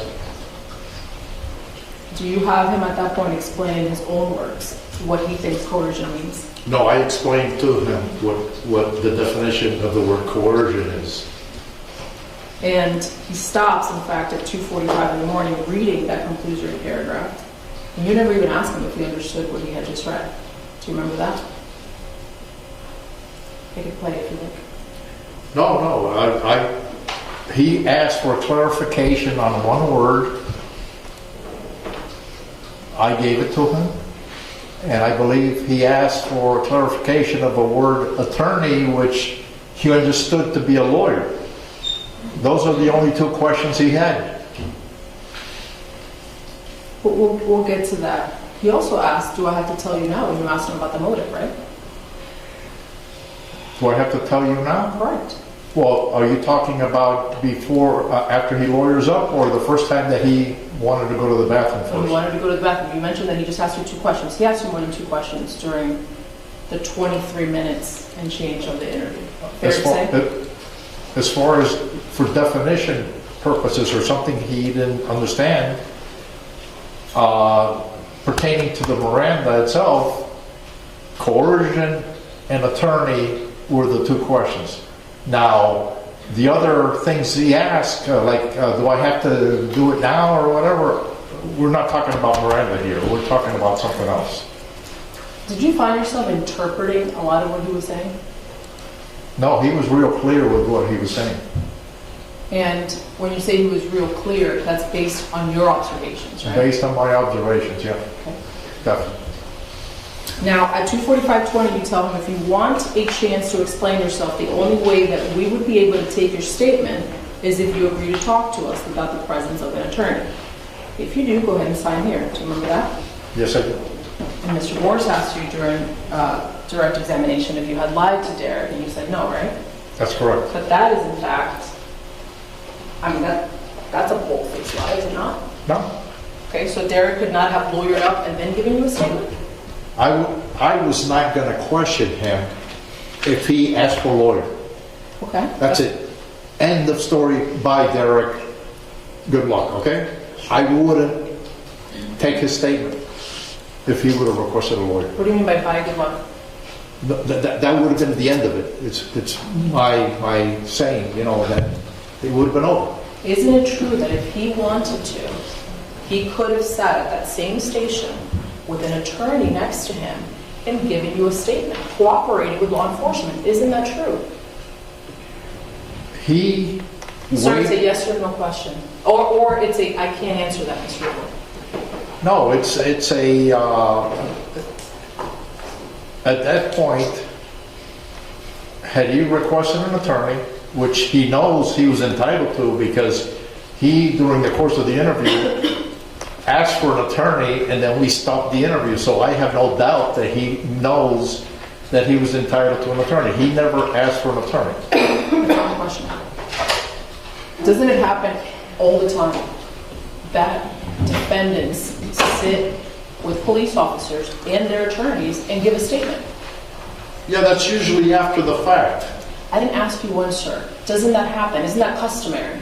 It's not customary, but it happens. Okay, so couldn't he have been one of those people that sat with his attorney next to him, representing him, and giving you a statement? Couldn't that have happened? It could have happened had he requested an attorney. Would you have prevented that from happening? No, had he requested an attorney, of course not. Okay.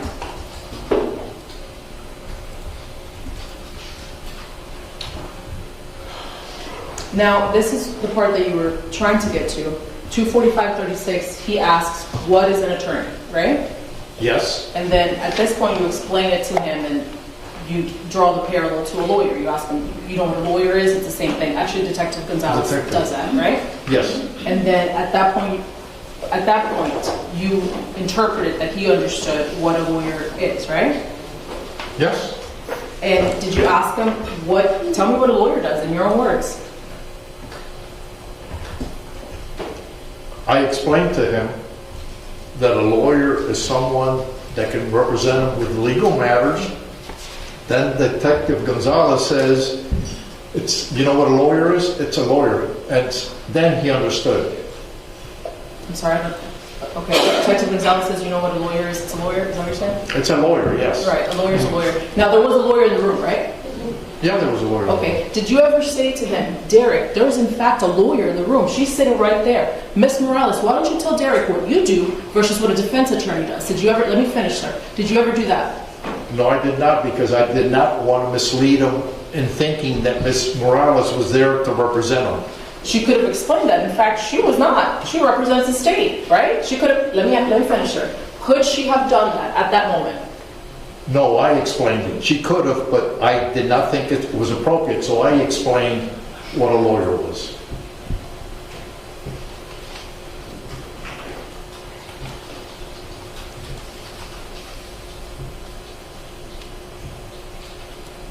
He could have also talked to you in front of his father, right?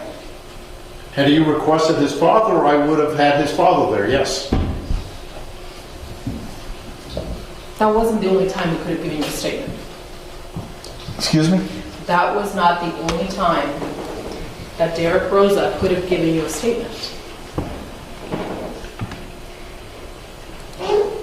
It's yes or no, or I can't answer. I'm going to object to the formal question, Judge. I think it's confusing. Sustained.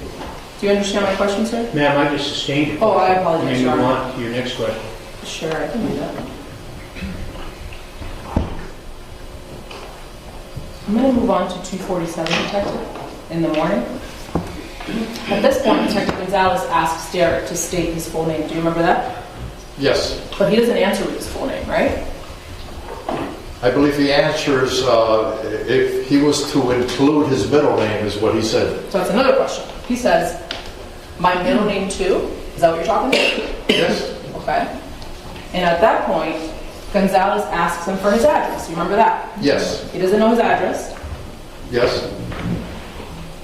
Yes, he does not know his address. That's correct. Okay. He also doesn't know his phone number. That's correct.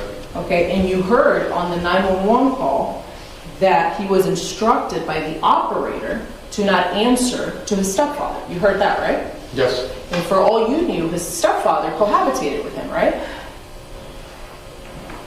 Yes. Okay, so last that he tried to pick up to an adult, he was instructed not to, correct?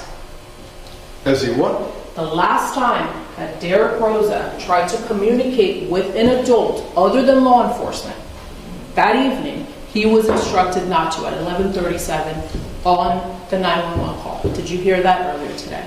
Yes. Okay.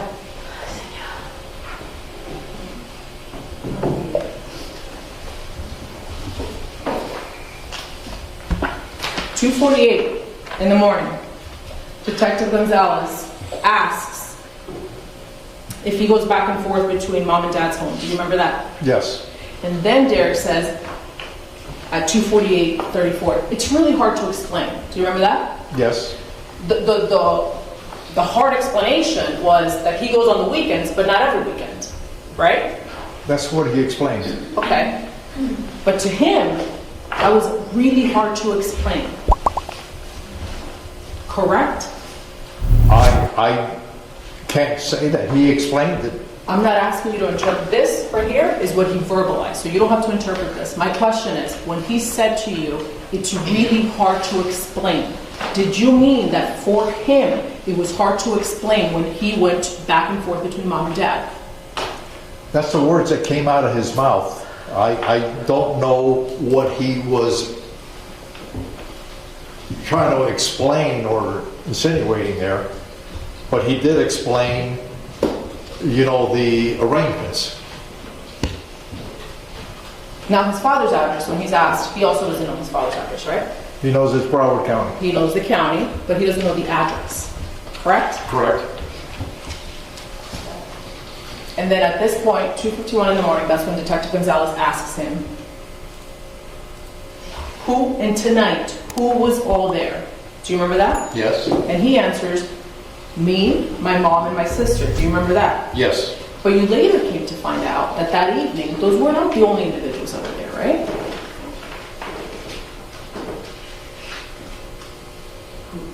No, that question was geared to who was there at the time of the murder. Okay, and when you say geared, again, we're interpreting, right? Because it's not explicitly said. Is that what you mean?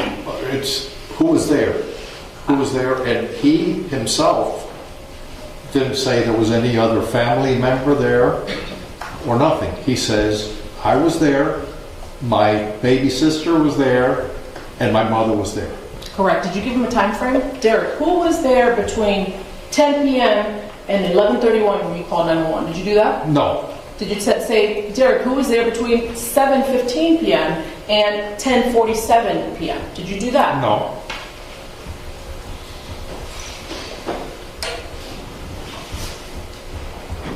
I want to move on to 251:11, please. I remember you mentioned to Mr. Boris, in your opinion, Derek was emotionless, right? That's what it appeared to me, in my opinion. And in your opinion, was he emotionless because he wasn't crying? He was emotional. He wasn't showing any emotion whatsoever as far as what he had done. You know, he wasn't crying. He wasn't shaking. You know, he was there rather stone-faced, answering questions. Did it seem scripted, robotic to you? Scripted? Did it seem scripted? No. I believe he told the truth. Okay. He was cooperative, but he did not show any emotion that I would expect from someone who butchers his mother. Did it seem robotic to you? No. Did it seem scripted, the manner in which he was presenting? No. Would you agree that there's so many reasons for someone coming off, for lack of a better expression, the way that he was coming off? There's more of one explanation for appearing to not have emotion. Would you agree with that? I am giving you my opinion as far as what I observed. Sure. So I that's basically it. Right. Would you agree that people express emotion differently? Yeah, there are people who express emotion differently. And would you agree that sometimes, depending on mental health issues, for example, that could affect the manner in which someone expresses themselves? Would you agree with that? I say people can express themselves differently. I agree with you. As far as my observation, I saw no emotion, and that's what I'm saying. That's my opinion. 2:58, he asks to use the restroom. Remember that? Yes, And when he's done using the restroom, you give him an order to not wash his hands. absolutely. And he complies with that order, right? Yes, Then you give him another order right as soon as he walks out of the bathroom. You say, go left. Do you remember that? yes, And he goes immediately left, right? yes, In fact, he was wrong, because what you meant was go straight and then left, right? yes. Okay. But he didn't interpret. He followed exactly what you told him, right? I told them left before we left the bathroom. Out of the bathroom, it would have been left, is what I told him. And that's what he did. Yes, but then he also made another left, interpreting a left, and that's when I had to tell him to go, no, keep on straight. You'd agree the video speaks for itself? That speaks for itself, absolutely. Now, fast forwarding to 3:04:16. This is when you tell Derek, yeah, get it off your chest. Absolutely. Do you remember that? Yes. When you tell him that, what was the intention behind telling him? To go ahead and let it out, because I see that he was holding back and just, it's an expression, get it off your chest. But this had to do with the motive, right? The motive, yes. Because you didn't have a motive. No, we never got a motive, no. You still don't have a motive. No, because he lawyered up. The motive is a huge question mark here, right? Yes, I can only have an opinion as far as what I believe the motive is, but it is a question mark. And you tell them, get it off your chest. Absolutely. Yes. That timing was, again, not the only opportunity that Derek would have had to sit down with law enforcement and speak to you about his case. Isn't that correct? I'm sorry, I'm sorry, what was the question again, please? I'm going to object. I think that the question is misleading. Right. What was the question again, please? That would not have been the only opportunity that Derek would have had to sit down with law enforcement and discuss. That's already been asked and answered at length. Go on to your next question. Thank you, sir. Now, at this point, he asks you, it's 3:04:20, and he asks if he can wait for a lawyer. Do you remember that? Yes. But then he says, maybe not. Do you remember that? Yes. Earlier you said he unequivocally invoked his rights. Do you remember that? When he mentioned the lawyer, Hold on, sir, before you move on to that. Do you remember earlier, before you give me your explanation, do you remember earlier testifying that he unequivocally asserted, it's the word used, his rights? I'm objecting. It's a fact, not an evidence. I have to see the Do you transcript, remember but that? I'm using that word. Sir, did you say that? If you recall? I can't recall. You guys recall saying that, ma'am? That's Next question. fine, sir. Now, when he's saying maybe not, did you interpret that he was second guessing himself? I, at that point, made it very clear to him that he had mentioned the word lawyer, that we weren't there to advise him or not as far as his legal, whether to have an attorney or not. He had to make an educated decision, but at that point, what I did is I asked him, do you want us to stop the interview? And he said yes, and at that point, the interview was eliminated. It was terminated. Before you stop the interview, my question is, when he says, can it wait for a lawyer? And then he says, maybe not. Did you interpret that to mean that he was confused?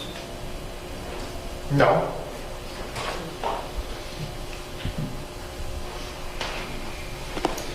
Now, I want to move on to 3:05. 30512, this is when you believe that your mic is off. Do you remember this? Yes.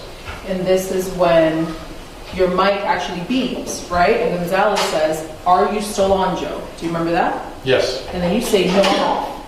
Yes. Right? Okay. Now, at this point, you step outside. It's 305. Actually, if we can just get the video up, Miss Medina, please. We started at.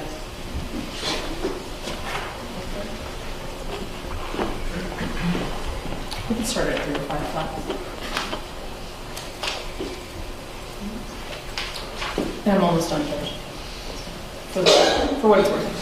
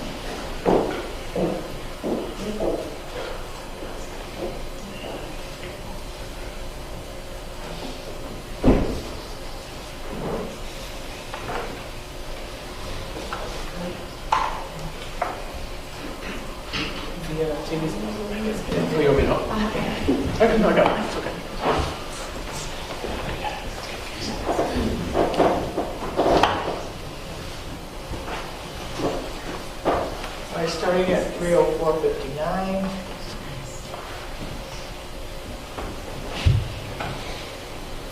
It is 3:05 a.m. Okay. Thank you.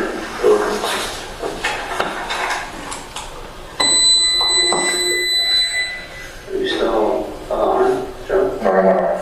You went off? Okay. I'm off as well. Okay. Gotta get- Just, get ID. We're gonna go ahead and swallow, take the clothes, and everything now, okay?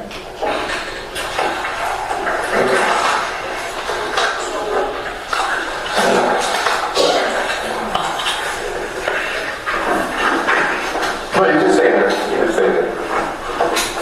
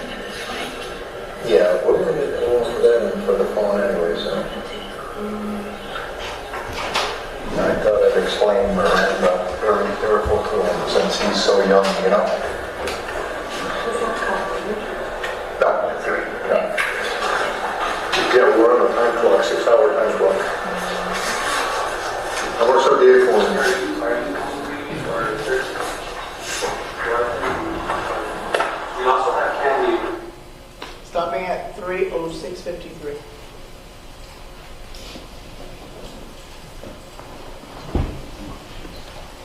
Before I start asking about this, sir, during December 14th, 2023, when we were here and I was asking you about the interview, you didn't provide us with that body-worn camera, right? I'm not sure. Judge, I'm going to object to the question of misleading. It states that the discovery is not the detective. I guess the question would be, did you have that body-worn camera at that time, ma'am? Thank you, sir. Did you? That's my Oh, question no, to no, you. sir. No, sir. So No. the answer is no. The answer is no. His That's responsibility is to inform the state that it exists. Their responsibility is to provide it to you. So he has no responsibility to provide that to you in December of 2023. And I'm not exactly sure why that's relevant to what we're dealing with right now. Sure. Could you move on to your next question? Sure. Thank you. December 2023, when we were here in the same courtroom, the body-worn camera that was played was not yours, correct? I don't remember what body cam was played, to tell you the truth. We didn't address this December 14th of 2023, right? No, we Okay. did not. It was Detective Gonzalez's body-worn camera, right? I believe so. If this wasn't addressed, it had to be There's a objection to relevance, Judge, at this point. Yeah. Is there something relevant about the fact the other body-worn camera was I'll move shown? on, Your Honor. Oh, okay. What, do you know when you Sustain the turned, objection do you know when you turned over your body-worn camera to the state? It got docked immediately, so it's not my responsibility to turn it over to the state. The department itself doesn't. At 3:05:44, you walk up to Assistant State Attorney Morales, right? Yes. And at 3:05:48, you say, Wilbur is new at this. Yes. I wanted for him to get more detail rather than the coercion or bullshit questions. What's the word that you use? Rather than what I was talking to Ms. Morales is, and by the way, Wilbur did a phenomenal job with the interview. Okay? And I will say that. However, it's a matter of style. What I would have done different is gotten more into the actual facts of the case as far as the actual action, and then going on to get a historical from him, which Wilbur did it the opposite. Sure. But I would get the meat and potatoes of the actual act, the stabbing and everything first, and then go on to the actual asking about the family status, who was there, and all that. You know, just get the act first. It's a matter of preference as far as detectives, different styles, and that's all it is. My question was, did you say coercion questions or bullshit questions? No, it had to be bullshit. I would never say coercion. Let's play it again. Questions, because, Let's go back to 3:05:45. yeah.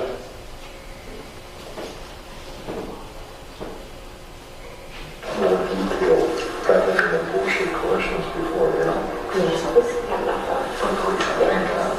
I wanted for him to get more detail rather than the bullshit questions before. That's what I said. I never said anything about coercion. Okay, bullshit questions, okay. Bullshit, yeah, you said either or. Yes, So I okay. said bullshit. So now we're clear. So rather than the bullshit questions that he had just asked, right? Right. And by he, No. detective, hold on, sir, let me finish. You would have rather him go into more detail, right? It's a yes or no, or I can't answer, Mr. Rielo. No. So when you say, I would have rather him get more detail rather than the bullshit questions, what did you mean by that? What I mean in bullshit questions is, what school do you go to, so forth, so on. That's fine. But I would have gotten out quicker the fact that he stabbed his mother to death and all that, and then gone to his family life and everything. It's a matter of investigative styles in questioning and all that. Again, he did a phenomenal job, and it's just a matter of styles. By me saying bullshit questions, I meant questions that did not basically capture the stabbing and all that. You know, it's just a figure of speech. I thought I was off tape, and I just said bullshit questions. That's it. Bullshit questions, you're not complimenting Detective Gonzalez when you talk about his bullshit questions, right? No, he did a phenomenal Wait, job when he again. rises, he's about to make an objection, he just needs to do it faster. Objection asked and answered, Judge. Oh, on that grounds, overruled. Go ahead, You got any other Detective. grounds? Relevance, Judge. Sustained. After you make that statement, rather than the bullshit questions before, Ms. Morales says, yeah, but it looks like we have enough though. Do you remember that? That was played, yes. And then you say, I know thank God. Do you remember that? Yes. What was your interpretation of why Ms. Morales said, I think we have enough though? What did you interpret her to mean by that? Well, remember, Ms. Morales at that point was in the process of reviewing search warrants, for the premises, DNA warrants and all that. So I took it as she was confident with the status of the investigation to proceed. That's how I took it. And that's what you said, thank God. Huh? Is that what you responded by saying, thank God? Yeah, thank God everything went well. Yes, in my opinion, everything went well. Now, moving forward to 30631, you still think your mic is off, right? Yes. And then you said, and I thought I'd explain Miranda very carefully to him since he's so young, Do you remember that? I sure do. What was the purpose of you saying that to Ms. Morales? The fact that I would say went beyond what was required to ensure that he understood his Miranda rights. Because of his age, he was 13. You can't take that away from anything. So, I took that added measure to make sure that he was aware of his rights. How long had he been 13 when you were questioning him? I know that he was 13. I have a report here if you want me to look at his date of birth, but I know he was 13. He was 13 for 2 months when you were questioning him. Is that fair? Well, if you say that, yeah, I'm going to take your word at it. When you say that Detective Gonzalez is new at this, what did you mean by this? Interviewing juveniles, or what did you mean by that? No, I mean Detective Gonzalez is not new to the unit because he has been there a long time, and he's a quite capable detective and a good interviewer. I just meant, I guess compared to me, I'm homicide 21 years. So, anybody that's in the unit is pretty much new at it compared to the years I've been there.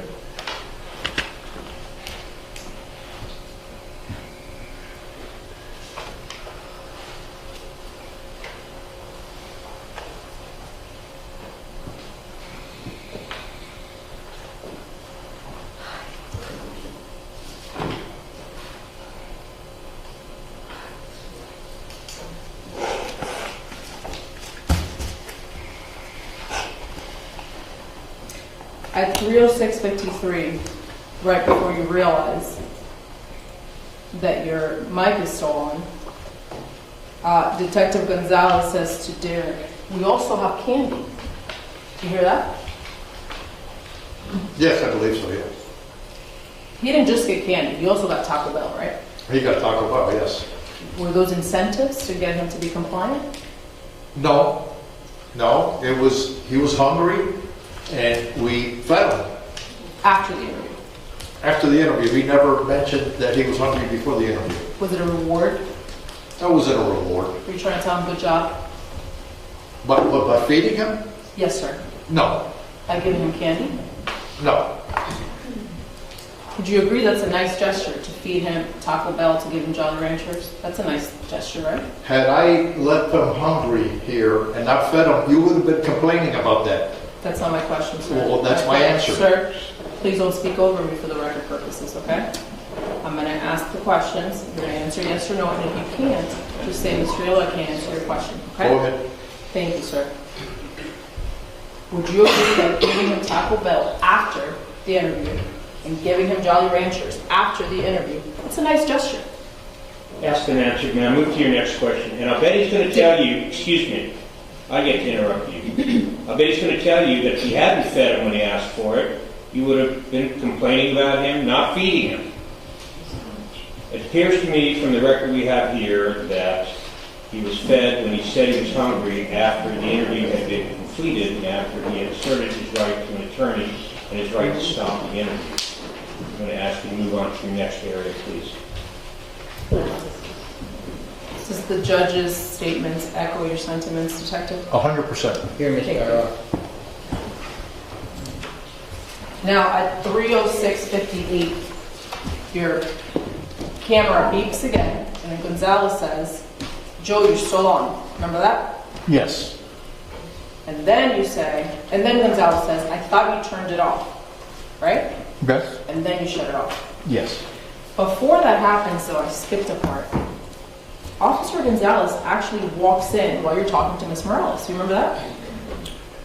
When you're in your words, when you're calling his question bullshit, complimenting him. He was in and out. I believe I remember him coming out.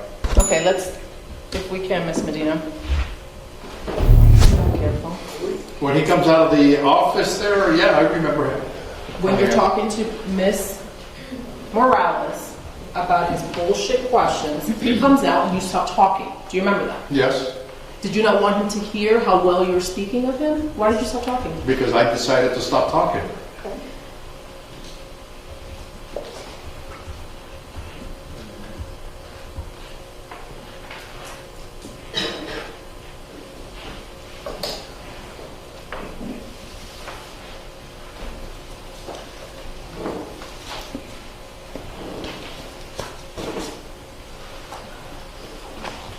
Judge, is it okay if I take a 2-minute? Actually, never mind. Let's just power through. Unless do you need a break, Detective? No, I'm good. Okay, you have water? No, I'm good, thank you. No problem.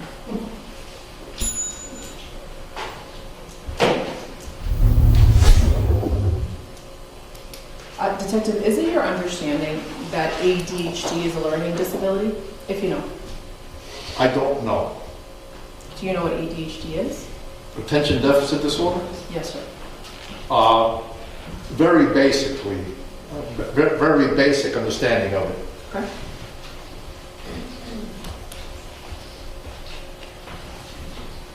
I remember you testifying before that when you conducted the interview of Derek Rosa, you had never conducted an interview of a 13-year-old. Is that still the case today? Of a 13-year-old murder subject. Correct, being accused Yes, of first-degree yes, murder. Is yes. that still the case today? Yes. And Detective Gonzalez had also never conducted an interview of a 13-year-old being accused of first-degree murder, right? That's correct.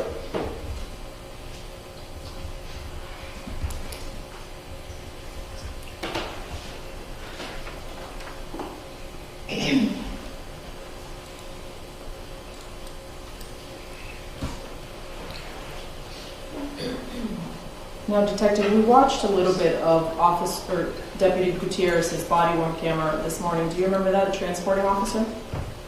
Officer Gutierrez, yes. Yes, sir. He's now BSO, right? He's no longer with the department? I have no idea. Have you seen him around? No. Okay. Now, later you came to find out that Derek was rejected at the juvenile assessment center, right? I believe that he got rejected, yes. Okay, and that he was in fact Baker Acted about 7:50 in the morning? Yes. That morning? What is your understanding of the Baker Act, or the process? How does that happen? The process of Baker Act? Yes, sir. The Baker Act, it depends on the state of mind at the time when you Baker Act them. You fill out a form, you send them to a Baker Act facility. Now, with the Hialeah Police Department, let's say you have a felony and the person appears to have some mental disorder, he will be arrested. And we let the facility know that he has mental issues and then let them handle it from there on. They're usually Baker Acted at the jail, right? When I say they, adults. Yeah, at the jail. The felony, in essence, supersedes the Baker Act. It does. But they still get treatment at the jail. I have no idea how that jail thing works after they leave our hands. Okay? Is there a difference, to your understanding, of the protocol with juveniles? Meaning, in juvenile cases, such as this one, would the felony also have superseded the Baker Act? This magnitude of felony, yes. Okay?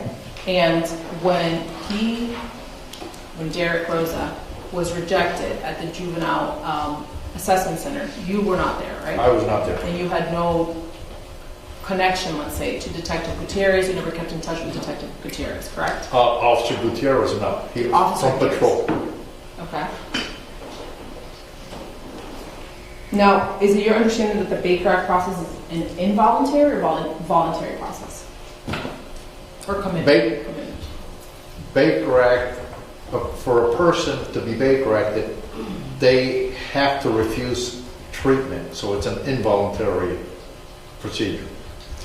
And the law, the act itself, allows for a professional such as yourself, for example, to initiate a Baker Act proceeding, right? That's correct.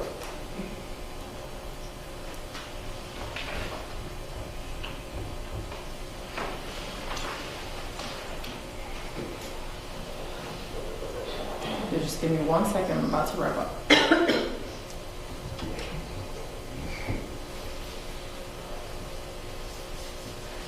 Let me go back before I ask you my final questions. You did mention during your direct examination that Derek had told you that he had known Sweden for 3 years. Yes, that's what he said in the statement. Which would have been impossible because he had just turned 13, right? I think that he mentioned that he known them for, I believe it was 2 or 3 years. He made reference to an age, I believe he said he was 10 when he first met him. Okay. So that would have been about 3 years. Okay. Do you remember him saying since he was 10 or since he was 12? I believe since he was 10. Since 10? Yes. Okay. Do you remember him telling the operator that his sister was a week old? Yes, I believe so, yes. Did you have any concerns about his understanding of timing, of time? No, I didn't have any problem. Detective, you graduated from high school in 1980, right? Yes. You never went to college? I took college courses, and then the police academy. You never obtained an associate's degree, for example? No. You went right into the force in 83? Yes, And you started your career as a reserve officer with the city of Miami Beach, correct? that's correct. You've been with HPD since 1993? Yeah, about roughly 33 years, or I forget, a long time.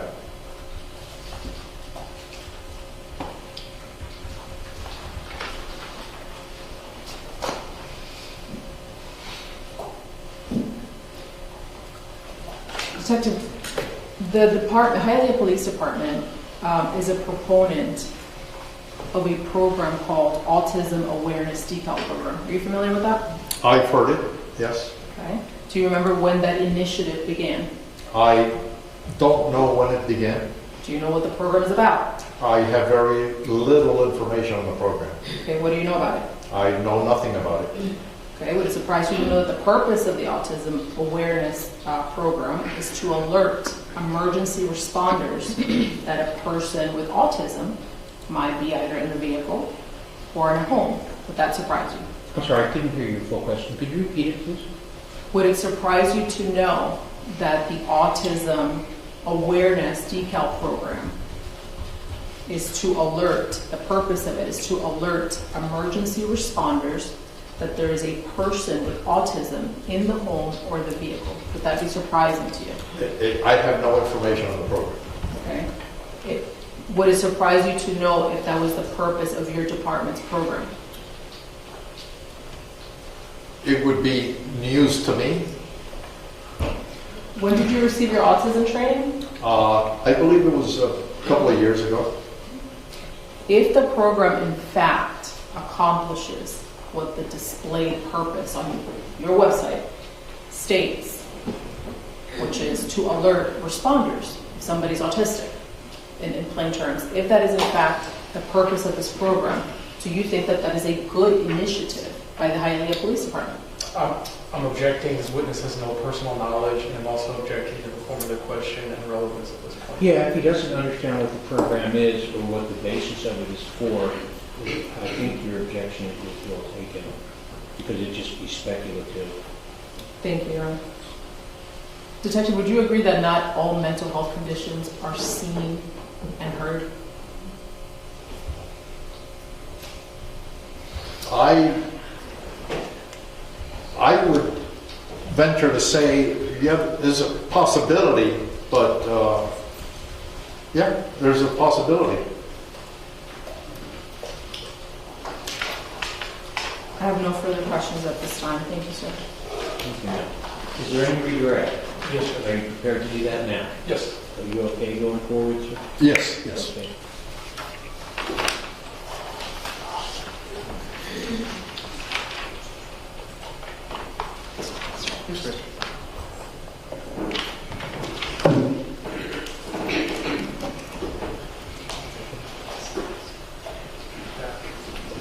I'd like to take a minute before I turn to go back in there and take that. We need a brief comfort break. Okay. All right.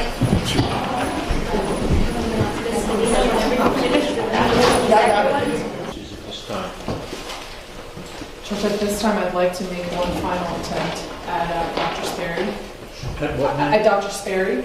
Yeah. I think it's just so bizarre. So if we Does can she have have, like an office number? she does, Or- and I have her cell phone, and That's interesting. And do you know where she lives? her home address. Yeah. I mean, I know the state that she lives in, I know her office address. I don't know that I have her home address. Uh-huh. No, I do not have her home address. I have her office address, not her home address. In Colorado.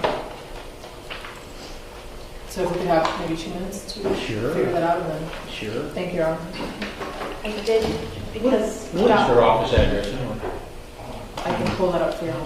They're all just sitting around. ask Detective Gonzalez, because the defense indicated they wanted him to appear, so he's been for a few hours outside.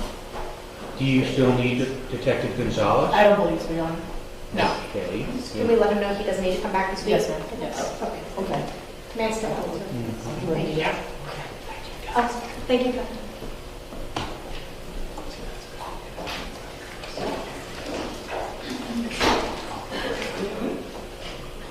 Oh, perfect. Okay, you're better.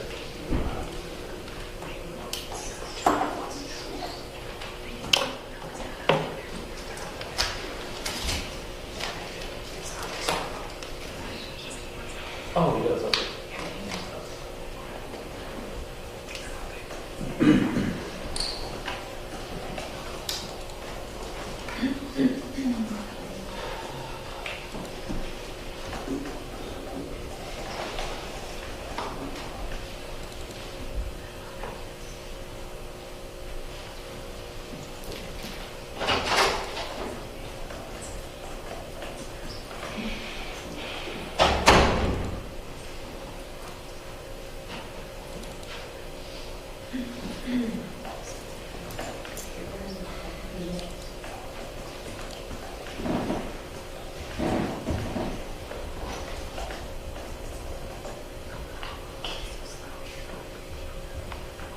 No, that's not right.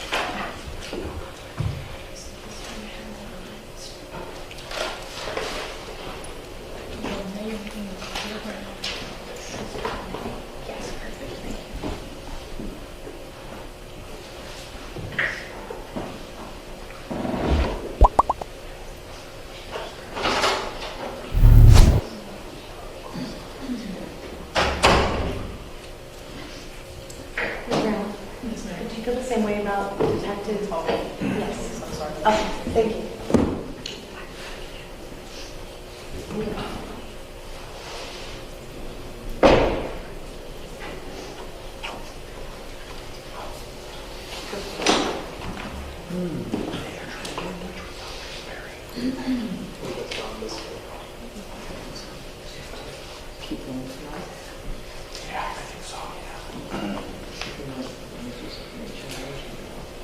Where the request flash drive is duplicative of the state, can I just put one copy, for example, of Gutierrez's body retainer? Sure.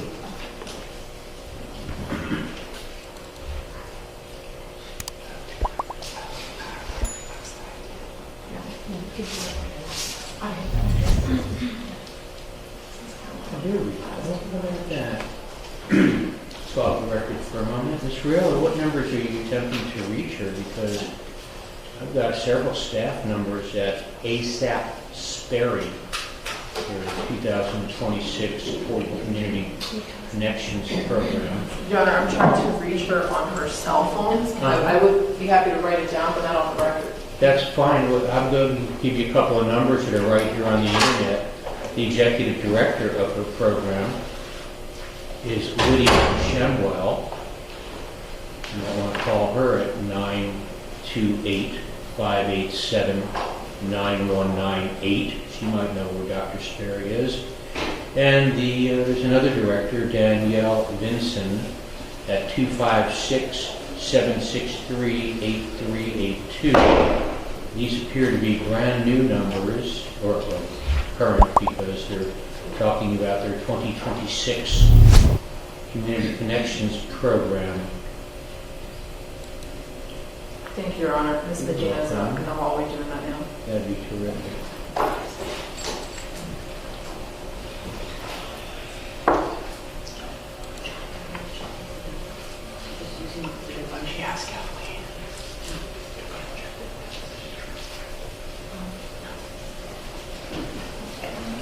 Your Honor, and to save everyone.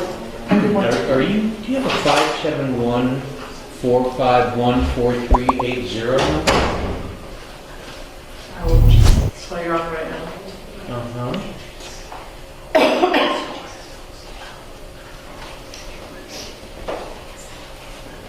This one is very. Do you mind repeating that, Your Honor? Sure. 571-451-4380. Yes, that's the direct contact that I have. There you go. And that's It's also how you would RSVP for their November holiday market.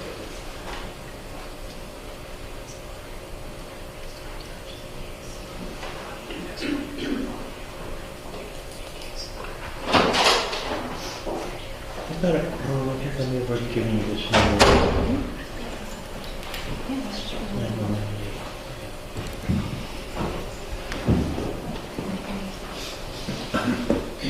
Your Honor. Hi. Hi. I've spoken to the state, and they're, in the interest of saving time, and because Dr. Sperry is unavailable right now, as far as we know, they're willing to agree that we can rely on Dr. Sperry's. Show on the record. Oh, I'm sorry. I didn't know we were on there. I turned it off because we were doing telephone numbers. Apologize. No, that's okay, but you need to be. Of course. Yes, the record. There you go. Okay, now we're on the record in Mr. Rosa's case, F23-21321. Let the record reflect the presence of Mr. Rosa. Yes, ma'am. Thank you, Your Honor. As far as Dr. Sperry, because she's unavailable to the extent that she's in Colorado, we haven't been able to reach her. We've conferred with the state, and they do not oppose to us using her deposition transcripts and relying on them for purposes of this hearing. I know that the court has already reviewed them, and if the court is willing to do that, we would be. Yes. Okay.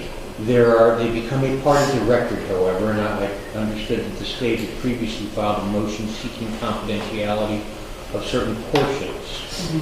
Where do y'all land on that? I think that those portions would have to continue to be under seal at least. Okay. So we could submit Then they them. need to be designated so that the portions that are placed into the record in hard copy do not contain those.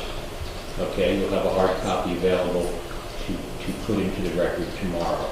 Yes. Or I can start printing stuff out for you now if you needed it right now. Okay. Do you anticipate calling other witnesses or presenting other evidence besides that which was done today and Dr. Sperry's deposition? No, Your Honor. All right. So how would you like to proceed from here? Your Honor, well, you're the boss, not me. But See, I told you it was going to be great getting you in this case. Well, I have to be candid with you. I read Dr. Sperry's deposition in a, I don't want to say cursory manner. I read them quickly. Okay. I'd like the opportunity to read them more closely, if I could, because I don't want to miss anything, and I want to be able to intelligently speak of them. Also, I'd like to take a look at the Juzgue Rosa interview. I have not looked at, I'm playing a little bit of catch-up because there's 11 items here, 10 items on Defense Exhibit A, and another 3 items on Defense Exhibit B that become a part of the record, large portions of which I have not reviewed because they first came to this court today. Okay? And I'd like to review them. It's certainly the Gutierrez body-worn camera at the jack, because there was reference to him being Baker acted, and of course that occurs at the jail after the police are finished with their felony investigation. And I don't know how much it'll offer me, but I want to see what it does offer with regard to their assessment in determining why they Baker acted him, and whether that is relevant, perhaps some bearing upon his mental state during the taking of the statement. So I need to review some stuff. So I'm not ready to do argument with you right now. Okay? Are there other things that we could do today? I know that you wanted access to the court without a public record. I'm not sure that I'm willing to entertain that for the next half an hour or however long it takes, and then we would reconvene tomorrow, probably later in the morning, so that I have an opportunity to take some time and review what I need to, probably about 11 or so.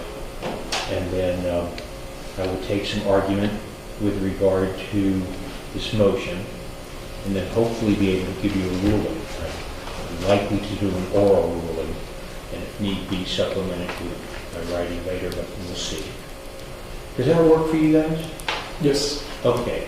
So we're in a position where you're asking me to close the courtroom to the public. I'll probably turn off our Zoom if you would like us to, and I will hear from counsel in a confidential manner. All right. Anything else we need to do before we go to that? The only other thing, Your Honor, Yes, ma'am. the protective order regarding the confidential AT&T records. There was a proposed protective order forwarded to the court on the 22nd. 22nd of what? I have a copy of it.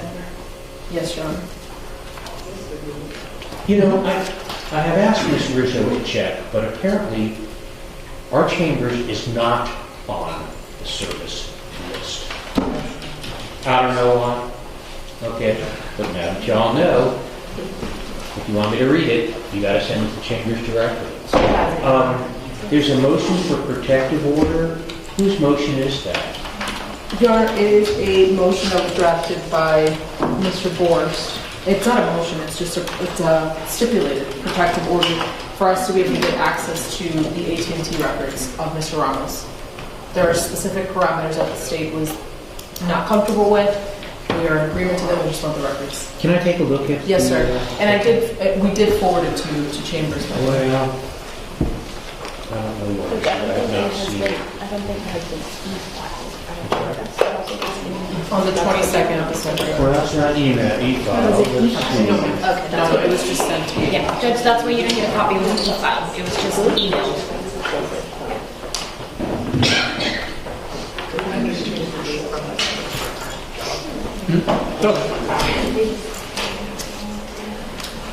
Thank you.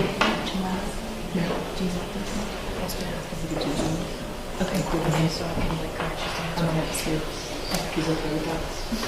So do we have these records yet? Have they been? So, Judge, the state received these records several months ago. We've made them available for inspection for the last however many months. I advised the defense, if they wanted a copy of these records, to please ask the court for protective order in light of the fact that, unfortunately, Mr. Ramos has received some harassment and threats related to the prosecution. And What of his records would you intend to introduce as evidence in this trial? well, if Your Honor, we still have our pending pretrial motion under King. So to the extent that the state may need to introduce evidence through cell site records of Frank Ramos, those are the records showing that he was in Georgia at the time of the crime. But because the cell site records are linked to phone numbers that Mr. Ramos would prefer to keep private and not disseminated around the public, we wanted the records themselves to be kept under protective order by the defense. Well, how are you going to do this? I mean, you're going to come to a trial. I hate to pre-try this case, but I do have to ask. Excuse me 1 second.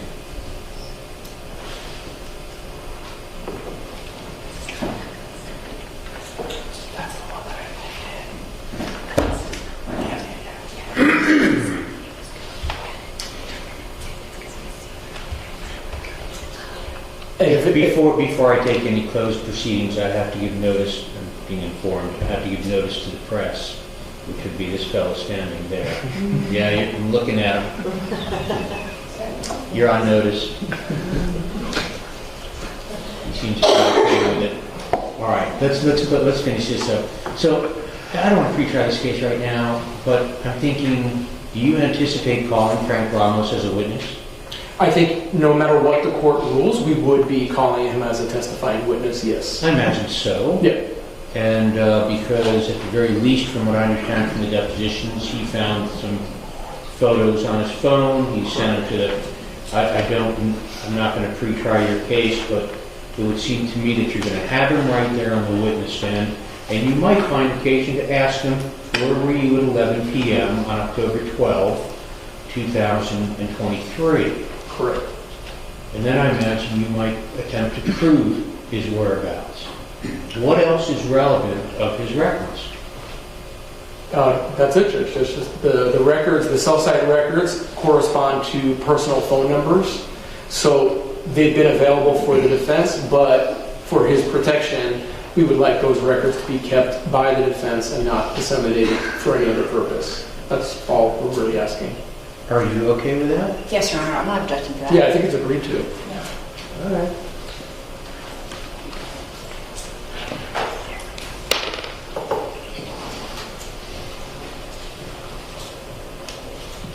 Okay, done. What else do we need to deal with that we can deal with now? Does Your Honor want to revisit some of the pretrial motions, or is that something? Well, I think the next thing I need to deal with before we go to pretrial stuff is your motion to continue. Is that something that we can handle in a public forum? I'd rather we not do that, Your Honor. I'd rather you close the courtroom. I'm not inclined to necessarily. My phone is blowing up from a public information officer and legal counsel saying, "You want to close the courtroom?"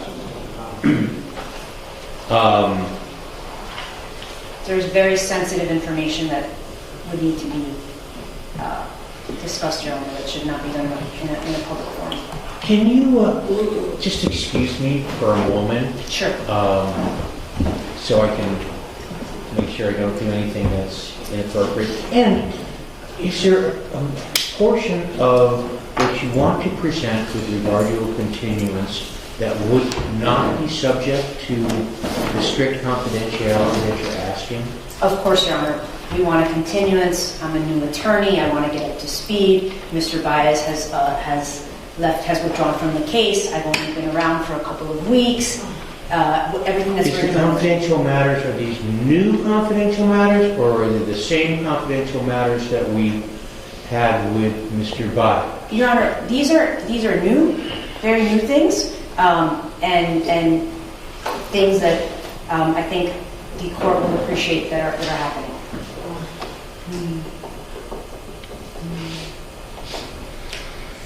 Excuse me for a moment or two. We're off the record. Yes, sir.